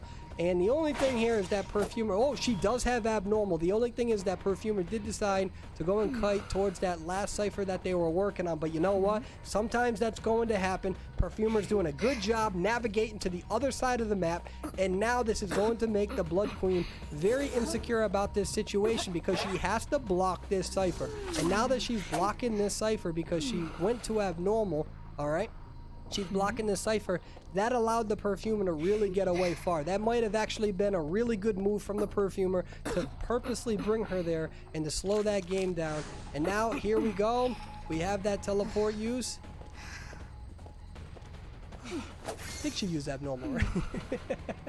Oh, I'm getting all fired up right now. I'm like just hearing myself. I'm just getting really fired up. All right, so Magician did get injured right there. He got hit once. And what they're gonna do is they're gonna slow this game down a little bit and heal each other up. Now remember, this Blood Queen is worried about this final cipher. We're gonna see where Magician is going. They gotta have a strategy here. Alright, so they are trying to move over here. The Hunter is going to navigate back over towards... I keep doing that. I have to like look at the phone in order to change the... It's way better when NetEase does this for me, okay? This is very difficult for me, alright, boo-boos? They got 2 ciphers now. One is above 50%. The other one, I believe, is still above 75%. Mercenary is going to get hit right there. And my big head is in the way. And you know what? I think I'm just going to move... I think I'm going to move my webcam to the other side so we can actually see like everything about this. We'll change that after this match. All right, so now they're going to navigate back over here. Blood Queen's doing the best that she can to try to cover all of these ciphers at one point. This is a very stressful, difficult area. And remember, too, that there has already been a 4-person elimination. But what these survivors are doing, look at that movement speed. That is a 40, look at that movement speed. I am telling you, people are sleeping on the Magician. Now going against a buff Blood Queen is very difficult. They get the pop off in time, beautiful job. It's very difficult to go against a Blood Queen when she's fully fed. So we shouldn't look negatively on the Magician for that. It's very difficult. Once she's fully fed, that's why with a Blood Queen, you really got to get that rotation down and that kiting down early game. And we're going to see how that Magician uses this time to really buy as much time for his team. She's going to say, nope, not dealing with it. She's going to teleport to the other side. And they've already been able to kind of rotate out a little bit, but we're going to see how she uses this. Priestess does go down. And now they're going to navigate over to the other side of the map. She's going to put Priestess in this rocket chair. Again, very difficult situation for this Blood Queen. This team has done a great job. That Perfumer did a very good job early game, especially the mind games with the Perfume. Really bought this team a lot of time. That Perfumer was monumental to this match. That first kiter is so important, and that is why we see a lot of people continually using Perfumer even this many seasons away from the launch of the game. Are they going to be able to get out? Yes, they are. There we go. Beautiful job from the Blood Queen. Very beautiful job from that team. I'm really going to give Perfumer the MVP for that round. Beautiful job. Beautiful ability to use your perfumes to your advantage. Good match for all the people around. Very proud of you guys. And again, I would like to thank you all for being with us today, because now we're going to look back at the bracket real quickly. So we got Syz that has moved on, all right? And you know what the most impressive thing about that match was? Like, really, is the way that teams are changing it up and not only using that forward sort of round. People aren't trying to force the forward use. They're using the characters that they feel are relative to them, but we are seeing a lot of Mercenary, a lot of Priestess use within these tournaments, and the reason being so is it's significantly harder to beat them. Now, let's go join up with our friends who are pretty okay people, Grizzly and Cats. Down on the Cypher, allowing them to pop and get the heck out of there. Exactly, Awesome and that, job on EM. like, overall, it was fantastic. They were healing up. They were really putting pressure on the Bloody Queen right there. She was trying to control all of the Cypher machines, but after all, only one survivor got sent back, and EM making it through this round, and they will actually face Syzygy tomorrow. Not Synergy. Why are they not called Synergy? That would make so much more sense. I'm just saying SY. Yeah, that's what I've done. I just SY. It's Syzygy. Syzygy.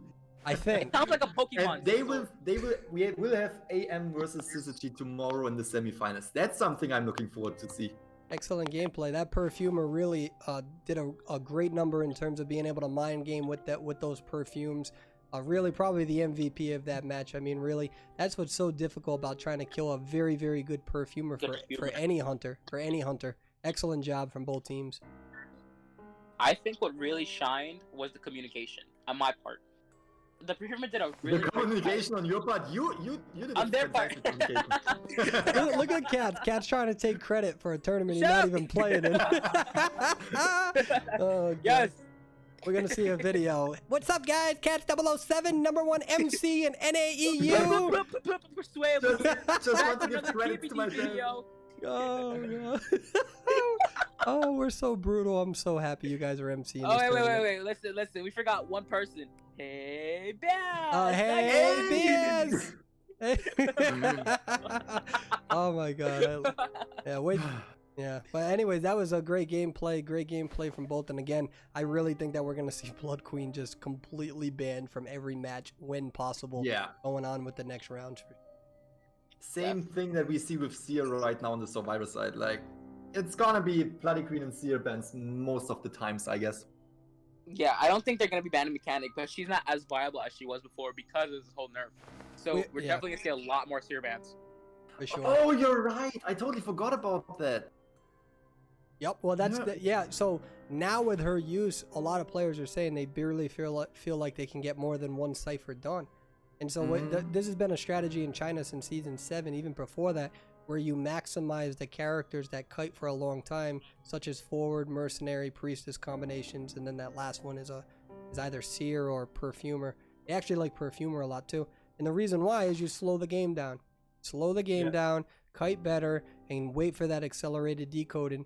And the mechanic used to be a strategy between, actually since the beginning of the game, because she could always kite so fast. I'm not sure if you guys remember, but when mechanic was first released, she actually had a 9% global buff to all survivors in their decoding speed. She was really ridiculously powered. So season 1, the strategy was decode as fast as possible. Now, 9 seasons later, even a little bit before that, it's slow the game down. Slow the game down, kite longer, especially against Blood Queen. Wait for I remember accelerated those decode. days, man. Those days were tough as being a hunter main. No, It was so brutal on hunters. Svable, do you remember these days when like no one was liking the feaster? I gotta go. Bye.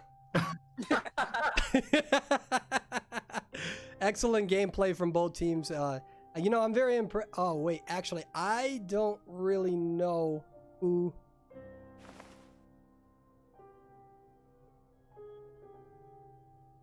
I'm sorry, guys. I actually don't know which hunter goes first.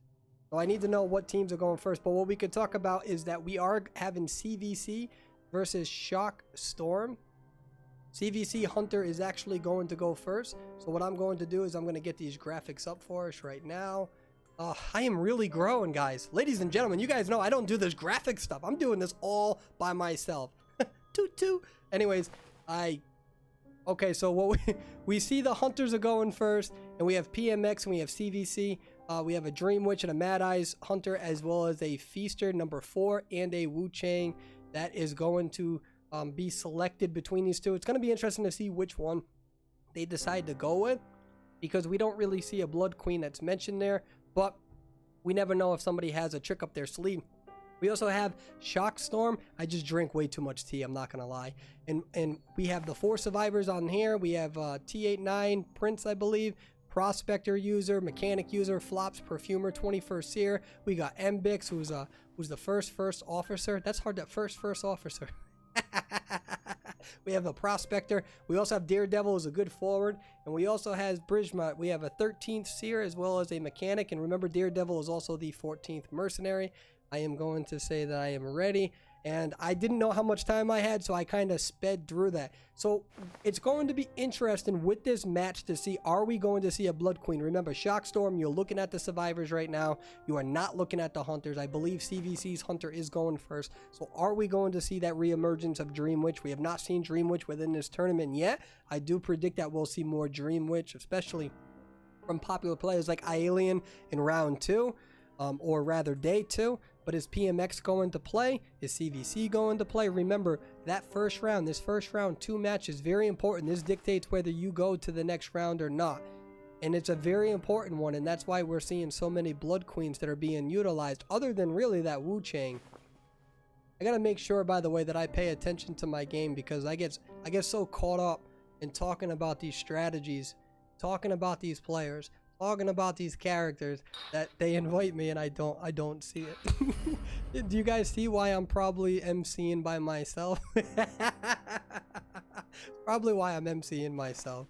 I told them, I'm like, I think I'm better off just MCing. I talk too much.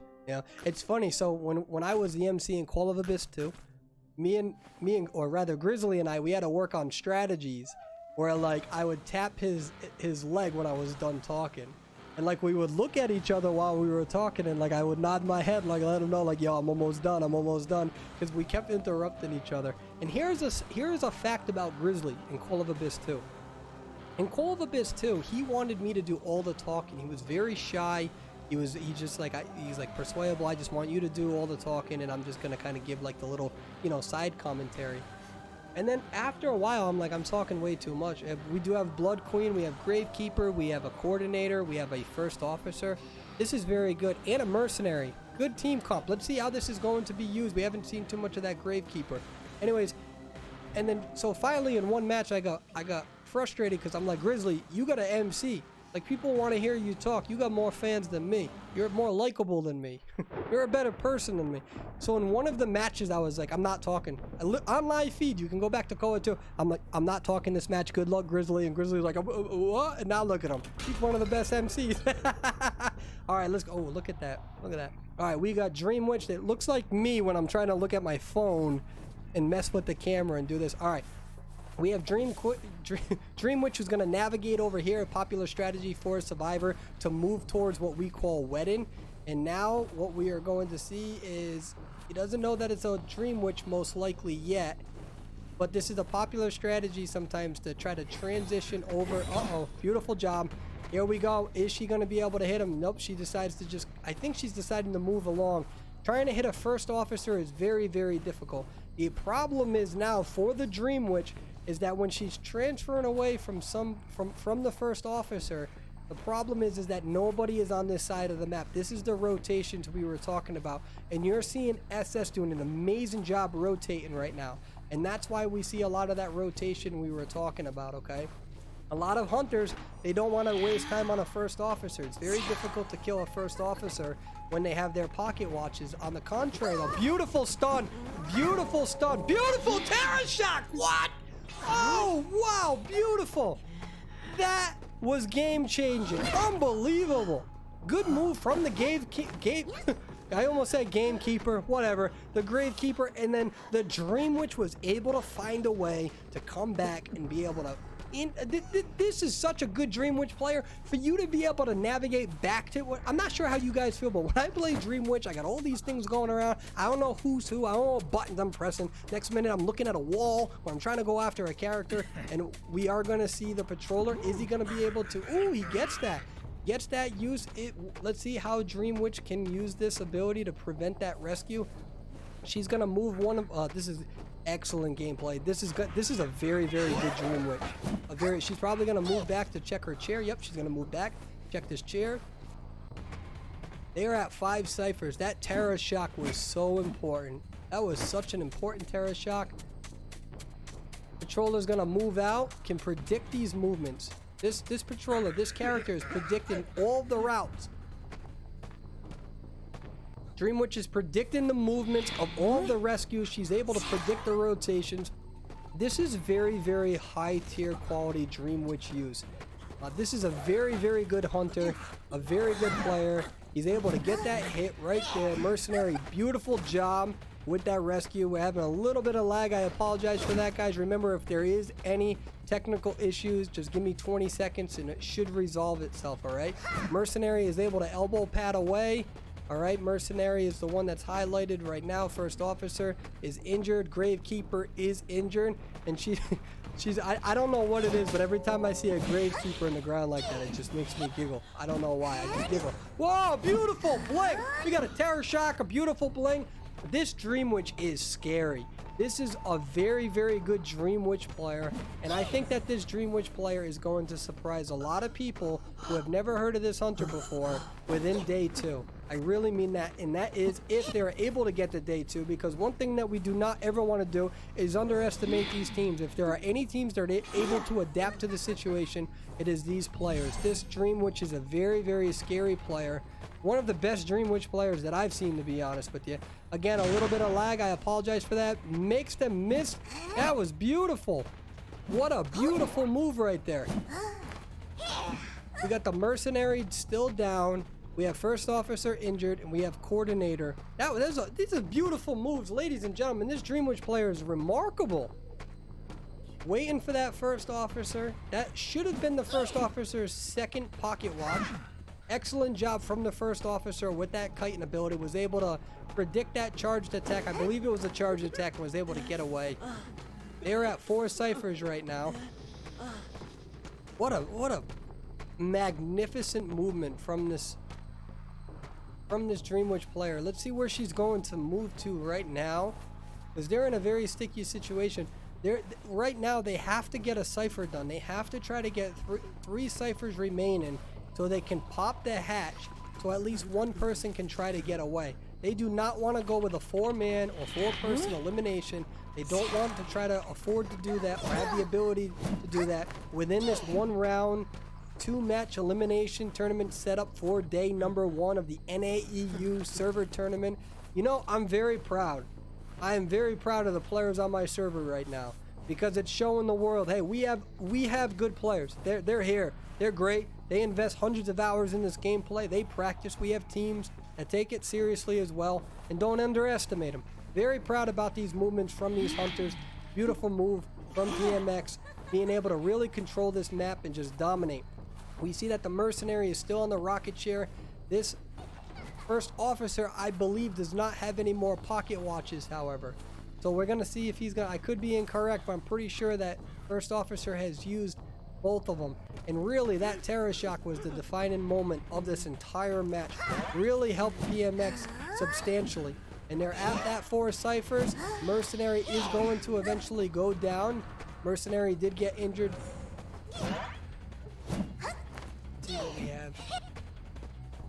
I'm not gonna lie, I was confused there. I forgot that first officer makes them both look the same, and I'm like, why am I looking at 2 first officers? I forgot. And like, it completely stopped me in my tracks. I'm like, wait a minute, why are there 2 first officers? Duh, that's their ability. All right, Dream Witch gonna circle around. Beautiful blink. Look how fast that blink was. How do you do that? I'm a survivor main, man. I gotta like hold the button down for like 10 seconds just so I know it's gonna actually go through the wall. That was so fast, so clean, so precise. What beautiful movements. We have the coordinator down, we have the mercenary down, and we have the first officer still moving around, still up, and they're still at 4 ciphers. All right, let's have Dream Witch take this mercenary. Mercenary is now going on the rocket chair. I believe he is now eliminated. Yes, he is. Coordinator is down. And first officer is moving about. Let's see where this first officer is. First officer is able to get a syringe and heal themselves up. And now, again, right? Gameplay is up here, persuadable. Why am I looking at my phone? I'm telling you, it's still so difficult. It is so difficult to try to do commentary on Dream Witch. She's got like 5 of them. Then I gotta do the camera thing. I'm getting too old for this stuff. All right, Dream Witch is gonna move around. And let's see what she does. Oh, beautiful elbow pad. Beautiful elbow pad. Let's see her move around. You can see that they're taking some of that time to be able to pick up some of the other stuff. That was beautiful. It was a beautiful move. She's manipulating these over here. This is so intense. I remember the first time Grizzly and I had to try to do MCing as new MCs to a Dream Witch. It was awful. We're like, now this minion. Oh, now we're on a different minion. Now we're on a different minion. Oh, it's so brutal. One of the most difficult characters to actually try to do commentary on. Like, you got to be really like sharp and on top of your game for the day. All right. So we see that the coordinator has been injured. First officer has been injured. They're still at 4 ciphers. There's a lot of domination from PMX. PMX playing very good. These survivors are playing pretty good though. They really are. What they're doing is they're trying to buy as much time as what they can. They're trying to rotate. They're trying to finish a cipher. But this Dream Witch is just on top of it. On top of it. And this is what they're trying to do. They're trying to get at least one of those ciphers down. Now first officer is down. I would not be surprised, ladies and gentlemen, if this will be a 4-person elimination. Remember, the highlight of this match, that beautiful Terror Shock. Excellent judgment from Dream Witch on that Gravekeeper. And you know what's so interesting about that? Gravekeeper really got a good stun on that first minion. And you can tell PMX has got this memorized. PMX has got this memorized with the controls. PMX has got this memorized with being able to multitask. I'm over here complaining about trying to navigate a camera and be an MC at the same time. And I'm doing this when we have a hunter that's trying to manipulate like 4 different characters manipulate 4 different characters at once. And now I believe this character does have the crows on them. And Dream Witch is going to come for that follow-up. Remember now, one of the other characters was able to get up. Able to use that. Now, remember, we got to be careful. They might be able to pop that. Is first officer? Yep, first officer is back up. That's their priority. And they are now going to pop this generator. And that's or cipher machine. Sorry, wrong game. And that's really going to allow them to have the ability to try to exit from this area. And the problem now, though, is that they have to be able to kite for the duration. The first officer goes down. Beautiful blink. Look at how fast that is. That is so remarkably fast. Now yep, we got that 4-person surrender. Beautiful job from the survivors trying to recoup from that. sticky situation early game. First officer, excellent job early game, and also excellent job from Dream, which realizing I don't want to waste my time on this first officer. Able to relocate towards that Gravekeeper, able to get that Terror Shock despite being stunned by that first minion. And I think that Dream Witch just got like 3 fast blinks. I mean, that's remarkable, guys. That is remarkable for any top tier player that has to deal with these controls, that has to deal with these sort of hunters. I look at that. I look at that as a player, and I don't know what I would do. That's just a rotation. And that is why Dream Witch can be a very, very scary character. And what we're going to do is we're going to move ourselves back into the other MCs. Got 2 Cypher Machines done. That was crazy. Really preventing every single survivor right there from touching a Cypher Machine at all. The pressure was just phenomenal. Definitely phenomenal on the Dream Witch's part. Pressuring both the Cyphers, making sure that no one decodes to secure the 4-man. Hello. Hey! Go away. Excellent gameplay. You know what I was most impressed by? That Dream Witch's ability to look at that first officer, just like I look at cats and say, I don't want to deal with this right now. Moves on. Go. You gotta admit, that was pretty good. I love you cats though, right? We've been friends for way too long, ladies and gentlemen. But really, that ability to move from first officer caused that first officer to use one of those pocket watches, knowing, hey, I got you in my crosshairs right now. I want you to at least use one of these ridiculous devices that you have. Moves on. Gravekeeper, excellent job getting a stun on that minion and being able to hop that pallet for that possible boost, depending on that Gravekeeper's build. But PMX's excellent control and switching to another. He slow vaulted that pallet. He did. It was a slow vault, and honestly, it was excellent gameplay from that Dream Witch being able to predict what was going to happen. And I mean, that Dream Witch changes minions so fast. I don't even see the menu pop up. I actually think this Dream Witch has ADHD, like going back and forth. Ridiculous. That was crazy. That was crazy. My brain was literally melting right there. I think the blinks were great. The blinks were amazing. Just nailing each and every single blink on the survivor, except for like one, but still. Meanwhile, I hold my blink down for like 3 seconds to make sure it goes beyond the wall.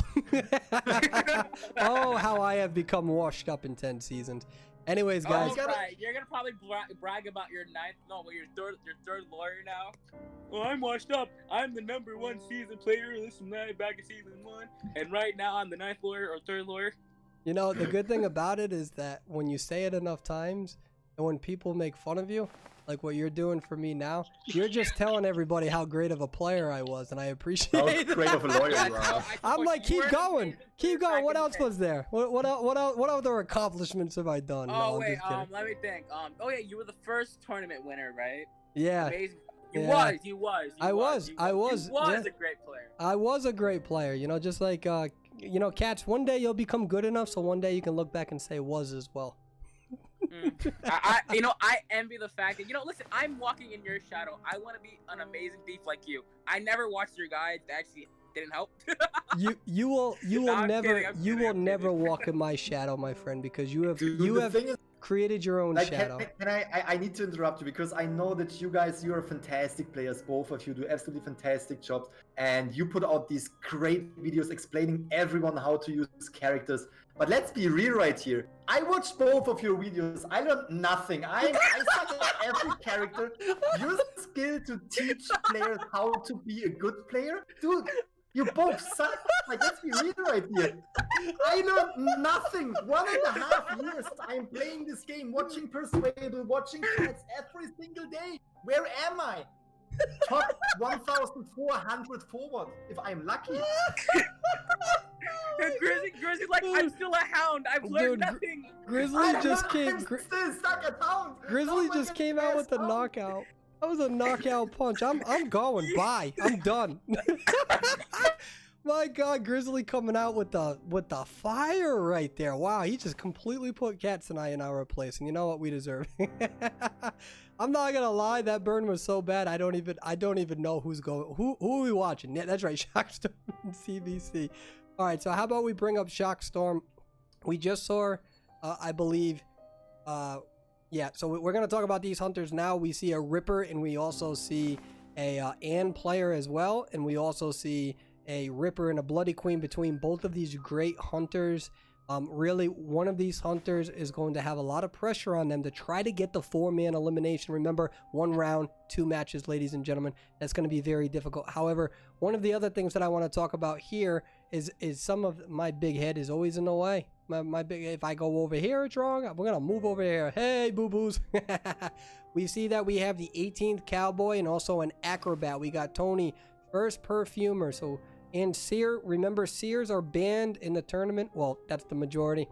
Now, those 3 names, I have a lot of love for y'all, but I don't know what to say with that. So what we'll say is we got a Perfumer and a 23rd Prospector. I'm trying here. Give me credit, all right? I know, but I'm trying, all right? We got the 4th Mercenary and the 1st Officer. 4th Mercenary. And we also have the 2nd Perfumer and a 3rd Mechanic. Let's get into this gameplay. And by that, I mean the selection process of it. Let me move myself over here. Man, PMX. I'm making a prediction that PMX is probably going to make a very well-known name for themselves, even more than what PMX is known for now. That Dream Witch use is scary. That is a very, very scary Dream Witch. The blinks, the map control, the ability, I mean, the ability to understand the characters and say, I'm not going to mess around with a 1st Officer. We're going to move on, especially with that Gravekeeper. That was unfortunate for that Gravekeeper to have a slow vault. That was really difficult. And again, excellent gameplay from everybody who is involved. We are waiting for the selection. Remember that these maps were decided among the teams. And let's see, we're probably going to get a Seer ban, and we'll take a look at that. Give me 1 second. I do have to get a drink of my tea. I don't have any intermission stuff.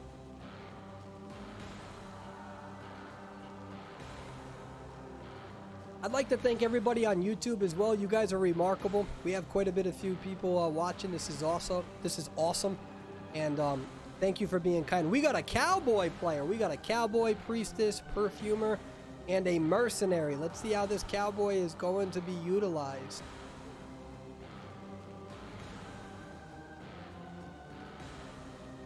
Yeah, again, ladies and gentlemen, thank you for watching with me on YouTube. Again, we're just trying to throw out something very special for the community. I want to thank you all for supporting me. You guys have supported me through thick and thin. I want to tell you guys I thank you for supporting Cats. When I first met Cats, he had like 600 subs. And I'm like, this guy is a great guy. He's a great guy. Started working with him, and he's getting the attention that he deserves now. And of course, Gaming Grizzly. One of our biggest streamers in the Identity 5 NAEU market. On behalf of all 3 of us, I mean this. Thank you for your support from deep down. All right, so now we have an AN user here. I have so many cat jokes. I have so many cat jokes that I want to use right now. Why did Cats name himself Cats and not use Ann? Makes no sense. I think Cats is low-key a dog person. All right, Ann is able to use that cat right there. This is going to be difficult for me this whole entire round. Beautiful first hit on the Cowboy. Cowboy is now going to transition to a more easier location to kind of kite. I wouldn't be surprised if he veers to the right to this window. He's going to... Oh, no, there's a portal. That's even better. Using that portal. Wow, excellent. Excellent. I didn't see the portal. And you know what's also remarkable about that? Yep, so Cowboy is using his lasso to really help him navigate to the next area. And now this is going to be a mind game. He's either going to win this or not. Oh, beautiful transition away. And tries to use the walls to her advantage because of that radius, right? Tried to get that stun through the walls, but the Cowboy knew that. Cowboy decided to navigate on the side of the wall that made sure that that black circle didn't get to the other side of that wall, right? If that makes any sense. I'm trying here. All right, and that was a very good move from the Cowboy. Not only was the Cowboy able to mind game that in and able to transition away using his buffs with that left to right build, but he also knew I need to stay on the other side of the wall or she's going to be able to stun me through the wall. Excellent gameplay from this Cowboy. Cowboy really doing a good job kiting. And right there, beautiful prediction. Was able to predict that this Ann was going to... Oh, does he get... Oh, beautiful job from the Ann. Gets the hit on the Cowboy. Cowboy still very good job. Was able to get down to 3 ciphers. Now, the one thing that's working for Ann in this situation is that The other cipher that they were working on happens to be right on top of her. It's going to be interesting to see how this cowboy tries to get out of this area. Really, if I was this cowboy in this team, the mercenary needs to go in for a rescue and try to get cowboy away from this area.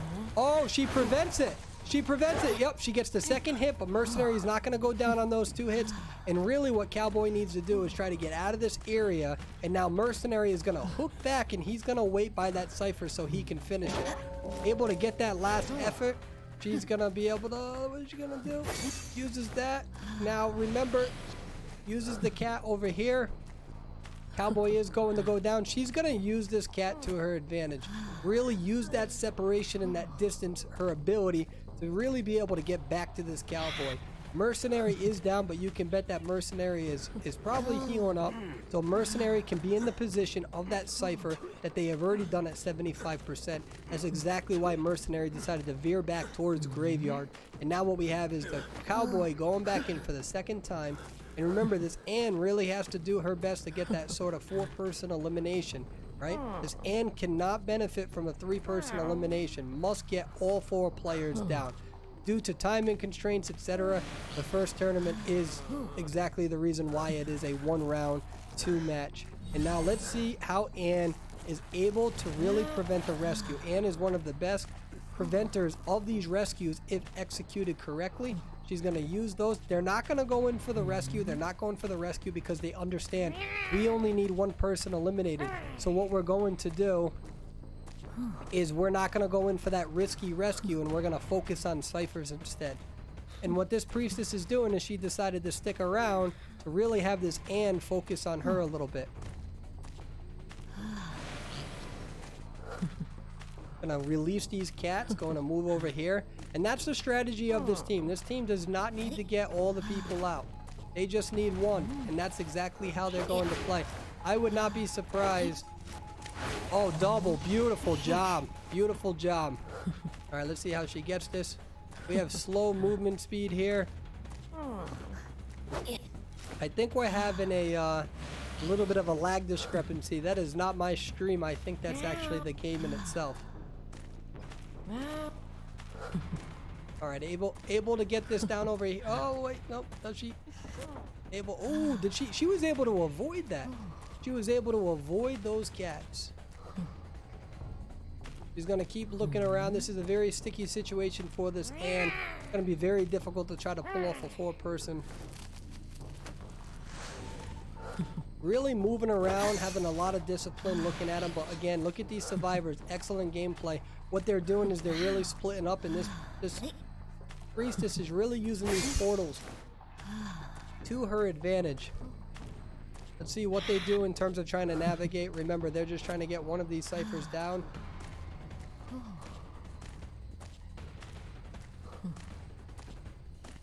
Decides not to go after.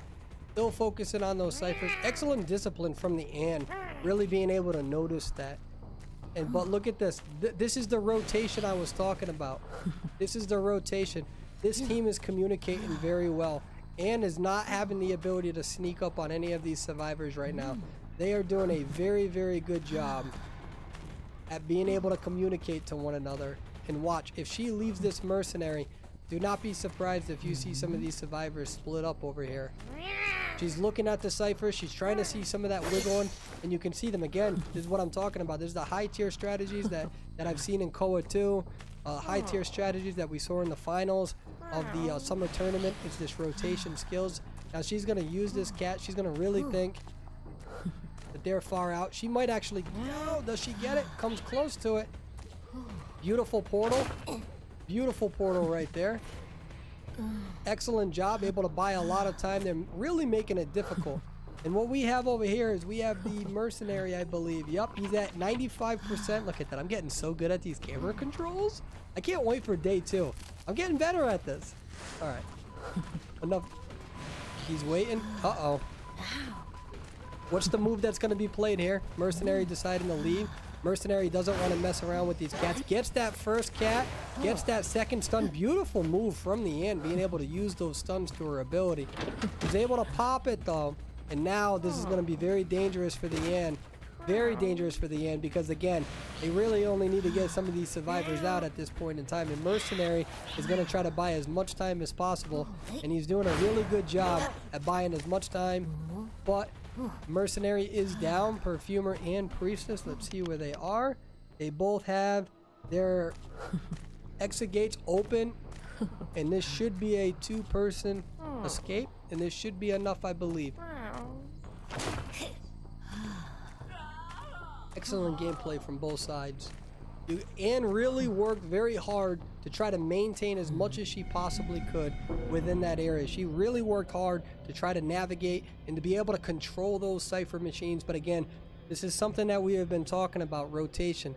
If I'm trying to train a team for Koa, or if I'm trying to train a team to be competitive ready, one of the things that Call Me Duty and I, what we would do over and over, especially because Call Me Duty, one of the best hunters, is that when we were going through that coaching scene for that summer tournament, a lot of it was predicting the rotations, predicting the transitional movements. And when you get really good at that, that is what's going to really propel where you end up in these tournaments. Let me get out of here. We are going to move back down to Grizzly and Cats.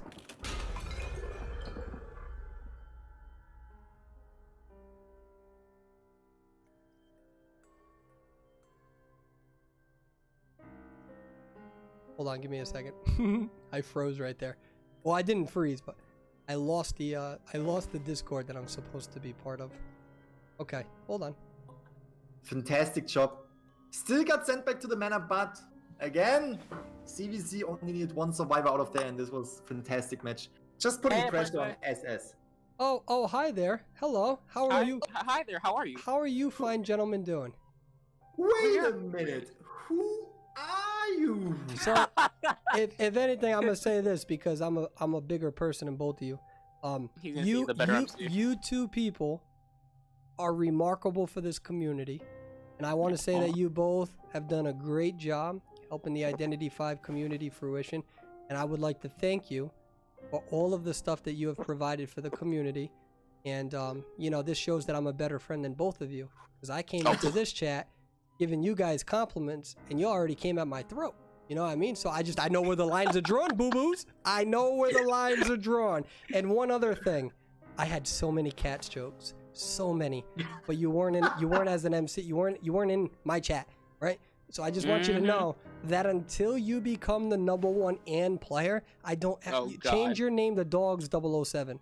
Because you've abandoned the cats in this game. You don't use the cat little thing. You don't use Ann. I'm a top soul weaver. What do you want me to do? Change your name to Spiders 007, boo boo. Spiders 007. Okay. Are you guys enjoying the tournament so far? This tournament was awesome. It's great. I can't wait for tomorrow, the semifinals and the finals. It's gonna be a long day, I think. Definitely. It's gonna be a beautiful day. It's going to be a very, very long day. Excellent rotation skills out of that team. Communication on point. Mercenary able to rotate. Exactly what I said. Rotation skills. And that's what I was telling my audience is that when you prepare for a Koa tournament or you're teaching or coaching a hunter, the #1 thing you got to teach the survivors is how to rotate, but then you got to teach the hunters how to be able to counter that and predict the movements and be able to move in different areas of the map that you normally wouldn't move to in Legendary Rank mode. Excellent gameplay. Just want to say hi to you guys. Hello. I love you guys too. Bye-bye. Bye. All right, ladies and gentlemen, we are getting to the last round. And right now, I am going to try to get this poster up here. Oh, you guys can hear my East Coast accent, can't you, when I say that? I'm going to try to get my poster. Up here. Eat some clam chowder. I don't know which hunter is going to go first. But we got B4U going against, I'm trying to get both of these pallet eaters.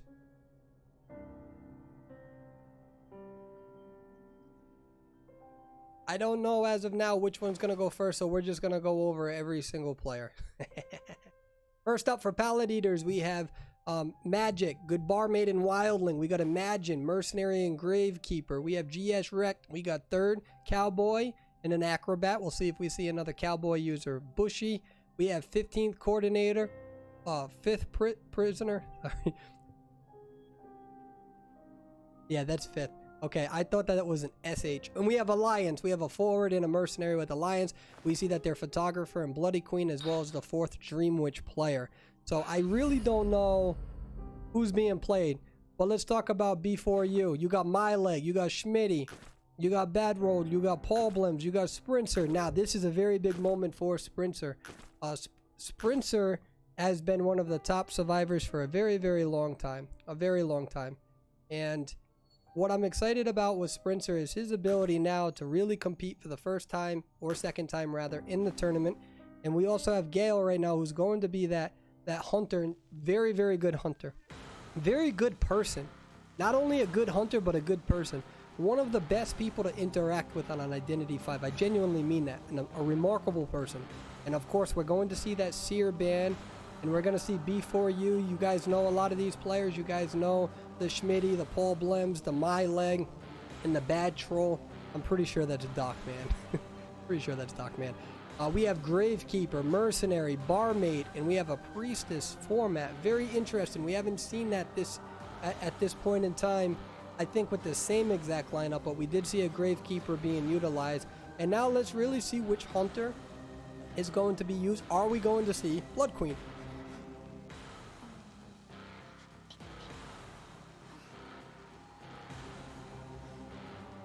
That is some delicious tea.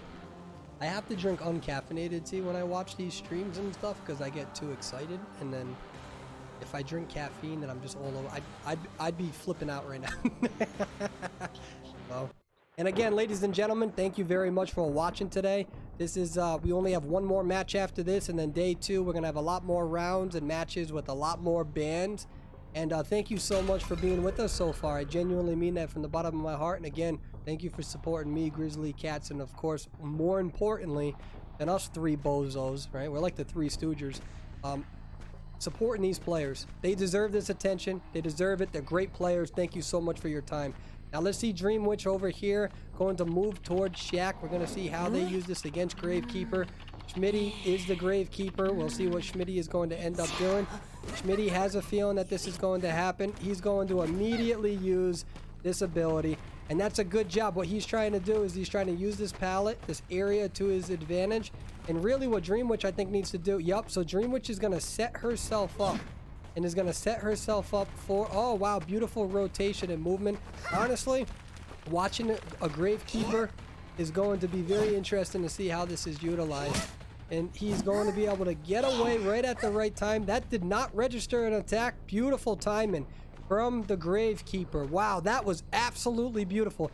So to give an emphasis, the Dream Witch was able to hit that and pop him up. But remember, Gravekeeper doesn't do any damage when he's underground like that. So it's really able to buy a lot of time. And now Dream Witch is going to move on, use this patroller, gets the Priestess, and gets a good hit on that Priestess. Excellent job. And she uses the portal to go down, and she's going to immediately drop down. And we're going to see how My Leg uses this ability with that Priestess to his advantage. They are at 5 ciphers currently, and Gravekeeper again was able to buy a lot of time. And remember, that is a lot of cipher progress that was done on the hospital, and now Priestess is going to transition to where some of these players are. And now you have Barmaid, and what she's going to do is she's going to try to heal them up in time. But remember, she really needs to watch out for any sort of blink. Oh, she has Patroller, that's right. Let's see if this heal is going to last in time. Excellent communication from B4U. Exactly knew where Barmaid was and is going to try to transit. It's going to be very close. Is she going to be able to get away? Is she going to be able to heal? This is going to... Oh, yeah, she already healed. What am I talking about? Hey, MC, how about you catch up to the game? Now, we have Priestess who is able to heal up from that. They are at 4 ciphers. Priestess is going to continue moving My Leg. He has been a top player in NAEU pretty much since Season 1, was traditionally known for his Mind's Eye. We're going to see where Priestess is going to transition to, and she's got to be careful. Beautiful blink from there. They are at 4 ciphers now, and we really have to see how many of these ciphers have been down. We have 1 down, but we got to see the progress. Remember, Priestess has done the 1. on the hospital. That's probably around 75 or 65% of the way there. So the rescue now is going to be very, very important for B4U. They're at 3 ciphers now, and they have to really do a good job here at decoding. You see the mercenary moving around, but listen, Dreamwitch isn't going to fall for this. She understands that mercenaries really like to go around in that area, but it seems like mercenaries predicted that movement and is now going to move towards a popular area and gets terror shocked. What a beautiful terror shock. And he's going to try to body block here as long as he can, because he already knows he's going to go down. He already knows he's going to go down. Priestess, beautiful job from the Priestess. They are trying to body block. This is a very important point. Very important point. Are they going to be able to get this away? Is she going to be able to get that portal in time? What? Oh, wow, this is going to be important. Beautiful block. She's able to get through it, though, and is able to really use this teleport to her advantage. Is she able to go? That was insane. That was insane gameplay. You have a mercenary that gets terror shocked, and these 2 players stay poised, and they say, it doesn't matter. We're going to find a way to adapt. I'm getting excited. I'm excited right now. That was absolutely great gameplay from the mercenary. Able to understand, okay, you terror shocked me, but I'm not done, boo-boo. I still got something to offer. Excellent gameplay from both of these players. Excellent gameplay from the Dream Witch for getting that. They're at 1 cipher now. We got to see at what area they're at. Priestess is just starting. Barmaid is heading over to Priestess. So both of them are going. We call this area, by the way, 3 pallet. That is what this is called in the competitive market, 3 pallet. We're going to go back to Dream Witch real quick. I'm getting so good with this camera. I don't even care. I understand these guys are playing good, but I'm getting really good with the camera. I just feel like I should say it out loud. That's all, boo-boos. Now Dream Witch is going to lead the survivor. Let's see how is she going to, yep, so she's going to get Gravekeeper. Gravekeeper is going to go back over, oh, what's she gonna do? So what she does is when she transitions like that, right, to a different minion, remember that the other minion is still moving, right? So what she'll do is she'll have a minion moving towards a rocket chair, go to another minion because that other minion is still gonna move. That's very confusing, right? Imagine trying to be an MC to this stuff. It's ridiculous, all right? NetEase, can you guys make easy characters for me? It makes my job a lot easier.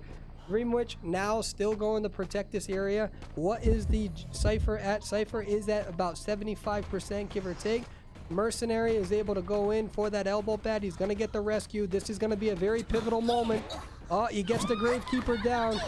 Are they going? So they're going to try to heal. Oh, they don't get the pop in time.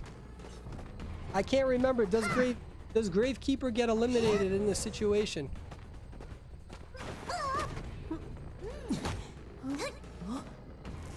Nope, Gravekeeper did not get eliminated. Okay, good job.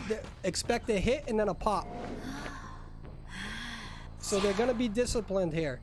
I lost track of Gravekeeper. Oh, so they're going to pop. They're not even going to wait. And they're not going to wait because they don't want Dream Witch to set up a trap. That is the logic here. We're just going to pop it, and we're all just going the whole butt out of this area. And that is exactly why they did that, because they don't want Dream Witch to set up any traps. And so they're using that time to their advantage.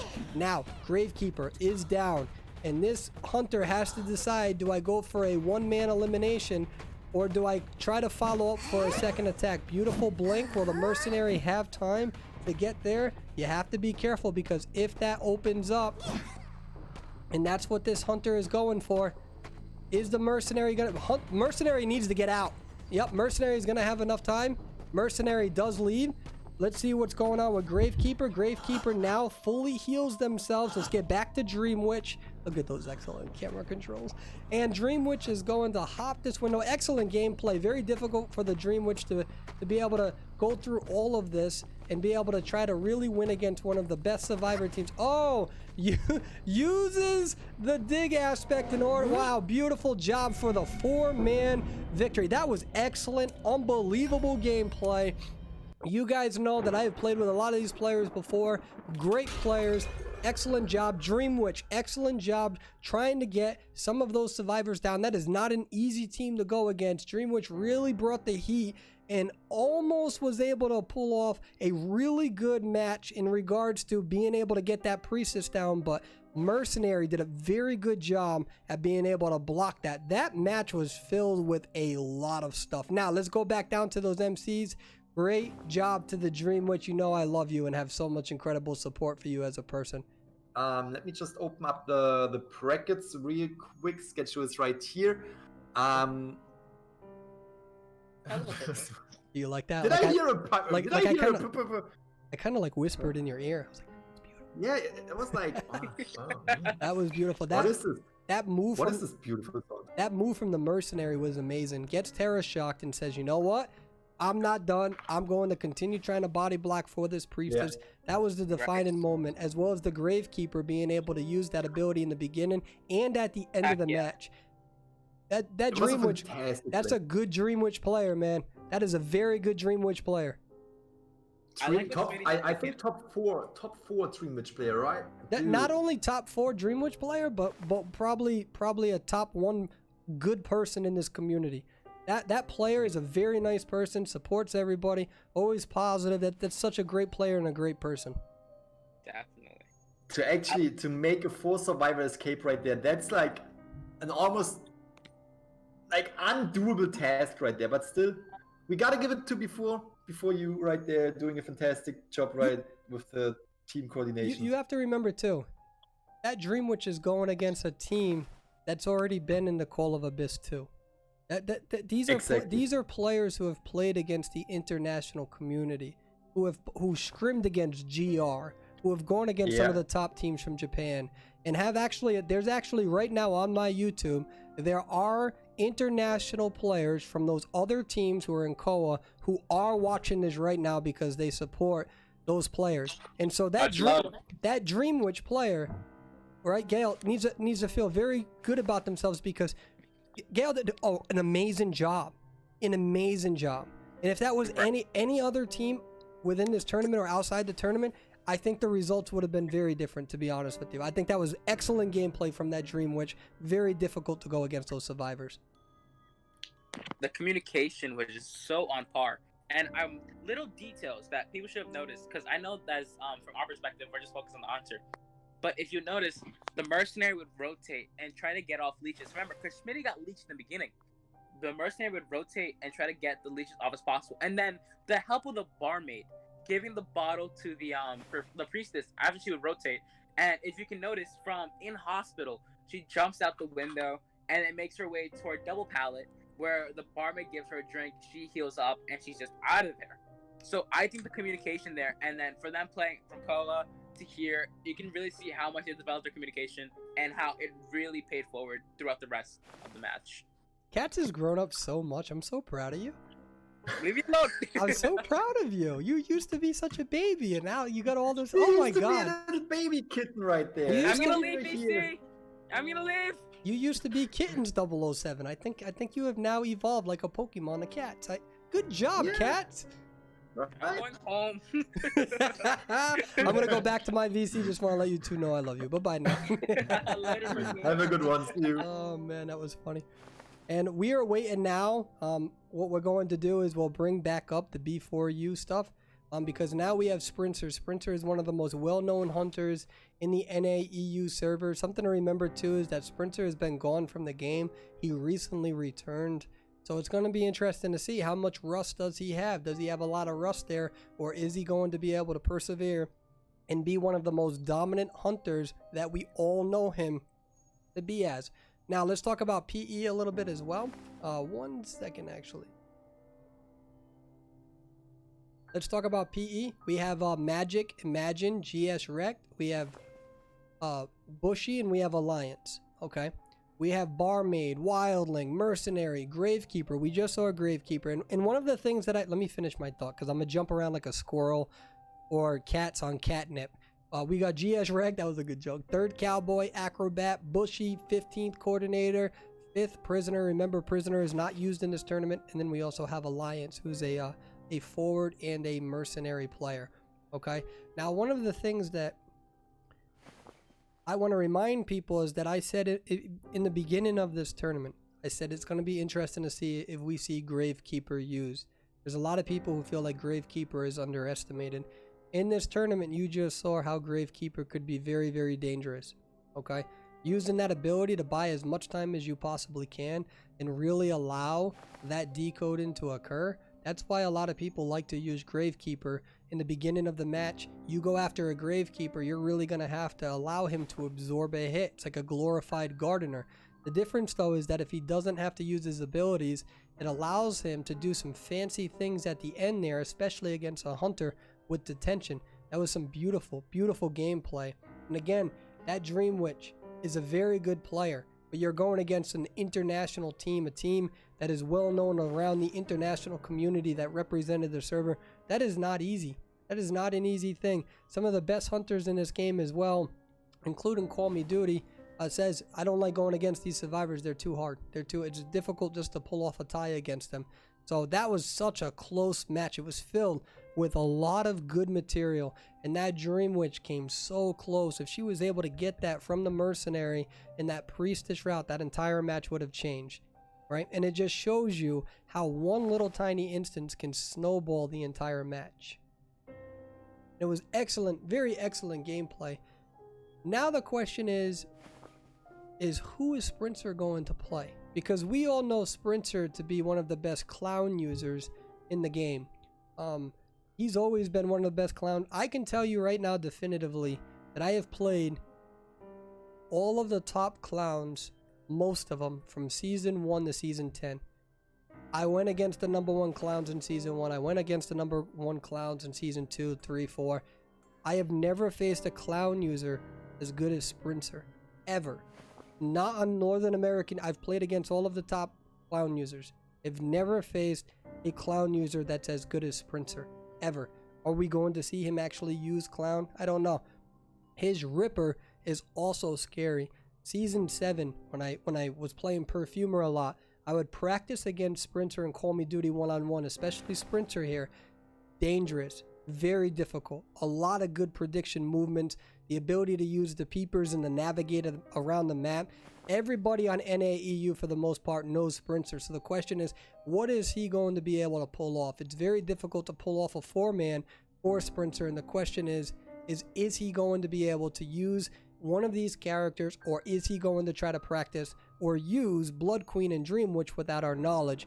I'm going to go with a more conservative bet. I think that Sprinter will either use Ripper or Clown, and the reason being so is that now in this situation, Sprinter only needs to get a 1-person elimination. Why go for a character that you've never specialized in? Maybe hide some of those cards for the next rounds and hold your trump card in your pocket. Your pocket. I say your pocket. Like a car. Go park your car. So it'll be interesting to see how these go. Let's bring out PE back up. These are called the Pallet Eaters. And we'll see if we can see a barmaid. Are we going to see a barmaid again? We're seeing these top players really being able to utilize these barmaids and these Gravekeepers and changing it up a little bit, where you don't have as slow decoding, but you have good players who can manage well with these characters. Good rotation skills.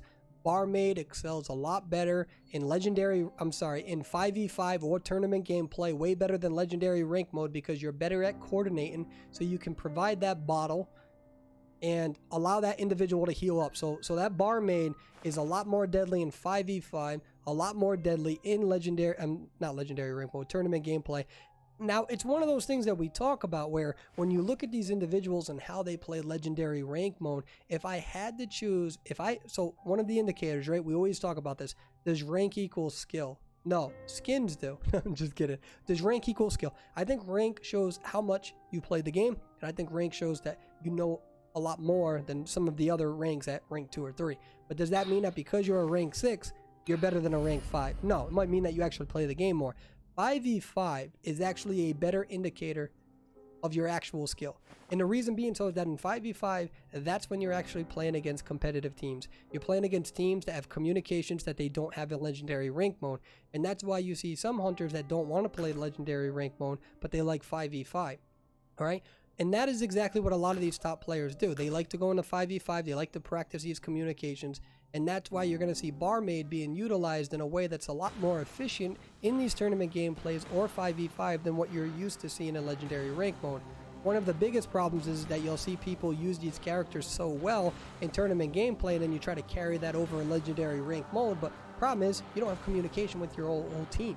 A barmaid can say, hey, I'm at 3 pallet, drop down, come to 3 pallet. Well, in this case, it was between statue and 2 pallet, was able to heal her up in time, absorb another hit. Excellent gameplay. We got a cowboy, we got a barmaid again.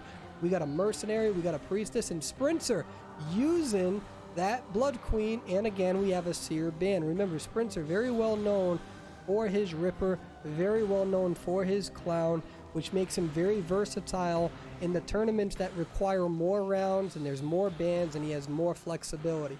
All right, let's see how Pallet Eaters are going to do. These are some very good survivors as well. Don't underestimate them. They're very good survivors. And again, Cowboy, we all acknowledge that Cowboy at best is probably a B tier character, but the thing about a Cowboy player, and this is true, the reason why he's B tier is because one lasso can change the game. However, it's a lot more difficult for you to change a game with a Cowboy going against a Blood Queen than what it is going against a Ripper or a Clown. We know that Blood Queen has a lot more versatility and the ability to transfer herself around the map. Even if you lasso with a Cowboy, she has the ability to really catch up to that. So we're going to see if Cowboy is going to really have a strong impact on this game.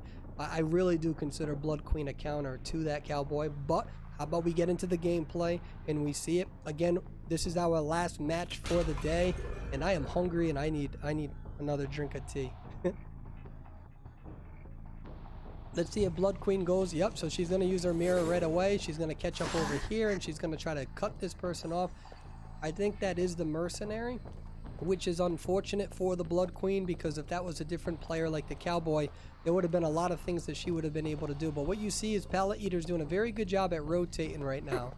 And he does have tinnitus, and he has a fairly good idea that tinnitus is probably within the hospital. So what you see is Sprinter really moving around the map. They have rotated very, very well. These survivors have rotated very, very well, and they're all on the other side of the map. And this is that rotation skills that I was talking about, right?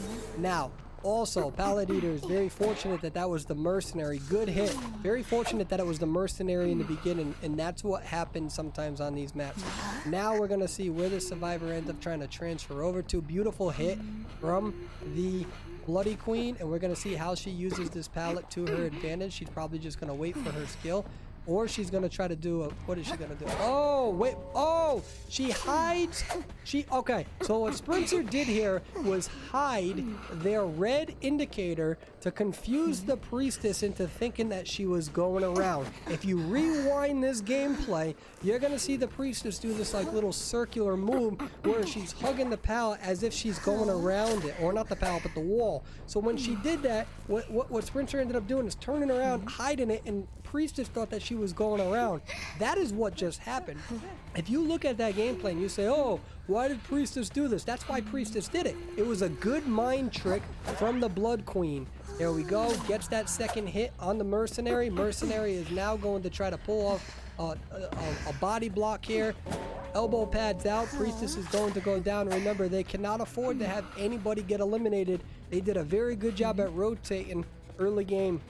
We're going to see how this works. Cowboy going to probably set himself up for a position, and that's what's going to happen. But Sprinter's been playing this game for a long time. Sprinter sees exactly what's happening, and he's going to take his time, and he's probably going to take this Cowboy down. Beautiful blink, beautiful move again. Like I said, ladies and gentlemen, before the match started, Blood Queen is a very significant counter to Cowboy. Excellent move from Sprinter. Sprinter is now going to put Priestess on, and now Mercenary is down. Cowboy is down. This is not looking good for Pallet Eater. Sprinter has a lot of control. He has a lot of flexibility now. Again, they did a very good job at that rotating in the beginning of the match. Very good job rotating. The Sprinter was able to adapt, did not freak out, was very poised. Excellent gameplay from this Blood Queen. Yeah, I kind of like emceeing myself. I can just keep talking. You don't gotta worry about somebody else. Alright, let's see what the Blood Queen is going to do here. Really needs to catch up to this Priestess. She's already fed. And now this one hit will pretty much solidify the rest of this tournament. They get this elimination. Cowboy understands it. Cowboy is forced to play aggressive right now. Cowboy is being forced in this situation. If this was legendary rank mode, this Cowboy would have a lot more luxury being able to not play like this. But because of their situation, it's putting Cowboy in a situation where Cowboy has to be in the wide open like this. So this Cowboy is doing a good job relative to the area. And they're at 3 ciphers. They're able to pop them back up. Excellent job from that Cowboy, really being able to buy a lot of time for the Priestess. Priestess is now back down. And again, this Cowboy putting a lot of pressure on this Blood Queen and really having these movements where he understands I need to get this lasso. And this cowboy is really putting a lot of pressure. I think Blood Queen, a beautiful one-tap lasso. Beautiful one-tap lasso. Keeping them alive right now. This cowboy is playing unbelievably remarkable. Unbelievably remarkable right now. Really buying a lot of time. And this Blood Queen knows I can't allow this Priestess to go. But Priestess is now going to go in a very strong area. Good job from that cowboy player. Is she going to get away though? Is she good? This cowboy is really putting this team back into the match. Gets the charged attack. Has to try to pick him up immediately. Has to pick up a... Uh-oh. Cowboy's back. Cowboy's back. What's going to happen? Look at the discipline. Look at this discipline from the cowboy. They're at one cipher. Wow. Beautiful lasso. Oh my. This cowboy's doing a great job. Gets him down. Are they going to pop? Where are they at? Nope, they're nowhere near. They're only about 30%. That cowboy. What unbelievable gameplay. And I said it in the beginning of the match. I don't care. I said it.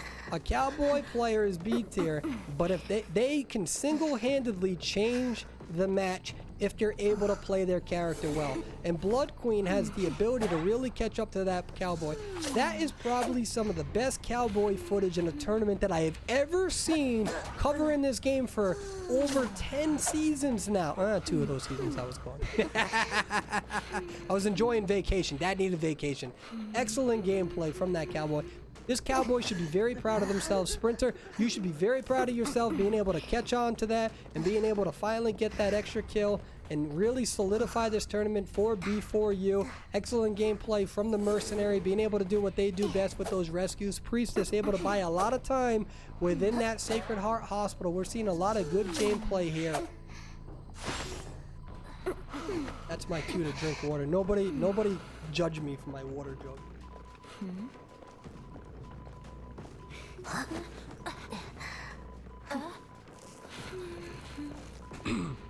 mean, I talk a lot, but I got limitations, people. All right, so let's get Blood Queen. Let's see where she's gonna go. Oh, beautiful juke. This cowboy is making a name for themselves in this tournament. That was beautiful gameplay. They're gonna move back down, get that charged attack. Excellent job. They were at that one cipher. You know, this team has done a lot of good things. They had good early game rotation.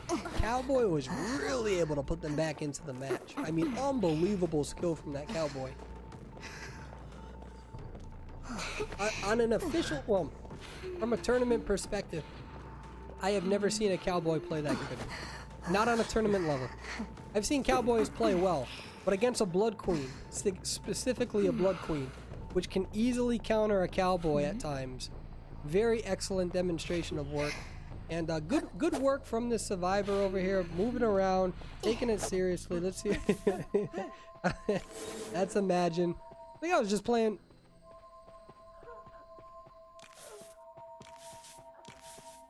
And this will, for the most part, ladies and gentlemen, conclude the end of the tournament once this is done. It's been an exciting day one. I hope that I've been able to do an okay job as an MC. I try to bring that energy, try to bring that expertise and understanding of what's happened. I hope that I was not able to fail the community. You guys know that I do the best that I can to give you everything that I got, give you the energy, give you the time. I mean, I'm here solo just talking this entire time. Ladies and gentlemen, so far, thank you so much for your support. Thanks for the positive feedback on YouTube. I hope that I wasn't able to fail you.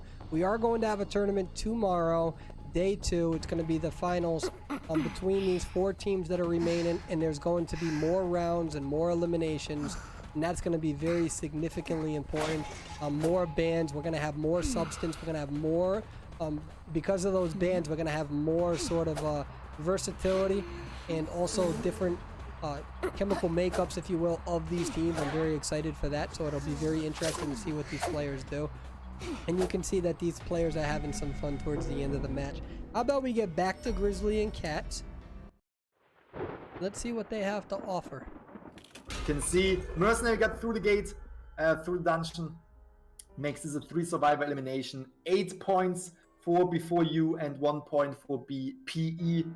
And this means B4U will participate tomorrow in the semifinals against CBC. I can't wait to see tomorrow. Now I know for a fact that Blood Queen will be banned tomorrow. You guys saw how powerful Blood Queen was throughout the entire tournament, and most likely she will be banned. Now, another thing, throughout this whole tournament that we have seen, Seer was banned throughout the entire tournament. So most likely we're going to see in the semifinals tomorrow and the finals that Seer will be banned. And most likely we're going to see a lot more Dream Witches because Blood Queen was banned. Yeah, I think so too. Will be banned, sorry. And Lawyer. Persuadable, you want to add something to our little conversation right here? I would like to thank the communities of both YouTube and Twitch and Facebook. We had a lot of viewers right now on YouTube. We had over 1,000 viewers. And wow. I don't know what we have on Facebook. I don't know what you got on Twitch, but I do know one thing. Right now, we have about 1,300 people probably watching. And I would like to thank all of you. I hope that us as MCs, we were able to give you our expertise and able to also make you laugh a little bit with our jokes to one another. I have incredible respect to my other colleagues. And I want to thank you all for making this tournament very big. These players deserve it. And we will be back tomorrow at 1 o'clock Eastern Standard Time. And Cats, Grizzly, is there anything that you would like to say to the YouTube audience? We have about 980 people on right now, over 1,000. Absolutely exciting to hear these numbers. I mean, we have about 300. We have more on Facebook. I don't know the numbers on Facebook. Considering the Twitch is a little bit smaller than YouTube, I think these numbers speak for themselves. Like, I love to have everyone in the community watching us right here. The tournament that was set up between these top players on North American, European server. GG's to all teams. Thank you all for coming out and watching us right here. Persuadable's community, I love you. I love Persuadable. Persuadable is a little bit crazy. I don't. Oh, God. No, Grizzly, I mean, Grizzly, you're a great person. I wish Cats was half the man you are. But you're a... Can I get my final words without getting assaulted, please? the funniest thing, I want to... Then we can cut each other's butts later. I want to say this right now. The funniest thing is that we also communicate in the background. Like, sometimes we just have these voice chats that no one listens to. And during these voice chats, we are all so... we are wholesome as heck. Like, everyone's just like, you are the best. No, you are better than... No, you are... Oh, I love to see you thrive. I love to see your progress on YouTube. I want you to do this and this. You are a great person. As soon as we are live on our social medias, boom! You suck! You know, what I have to say though, as a end result, I think that Cowboy player just made a name for themselves. That Cowboy player really did an excellent job. We saw Sprinter be able to whip out a different hunter that we're not familiar with him really using as much as Ripper, and we also saw some combinations with Barmaid and Gravekeeper from B4U. We also saw PMX, who's probably one of the best Dream Witch players that I mean this. I think that is one of the best Dream Witch players that I have actually watched in a very, very long time from the NAEU. So I think PMX made a really good name for themselves. I think B4U did a great job. Sprinter made a name for themselves. All the competitors from all of these teams have done a great, remarkable job. I can't explain every little tiny thing that every character did well, but a lot of them, you guys did very well. And you guys have had a great big audience. You have over 1,500 people possibly watching. And those are like COA 3 numbers for our server. So congratulations on your gameplay. Congratulations on playing so well. And hopefully us MCs did half as good as what the competitors did on this tournament. I'm just happy that everyone who was taking part in this made this happen. Like, everyone who was planning on this, the top players that were actually setting up everything. I am thankful for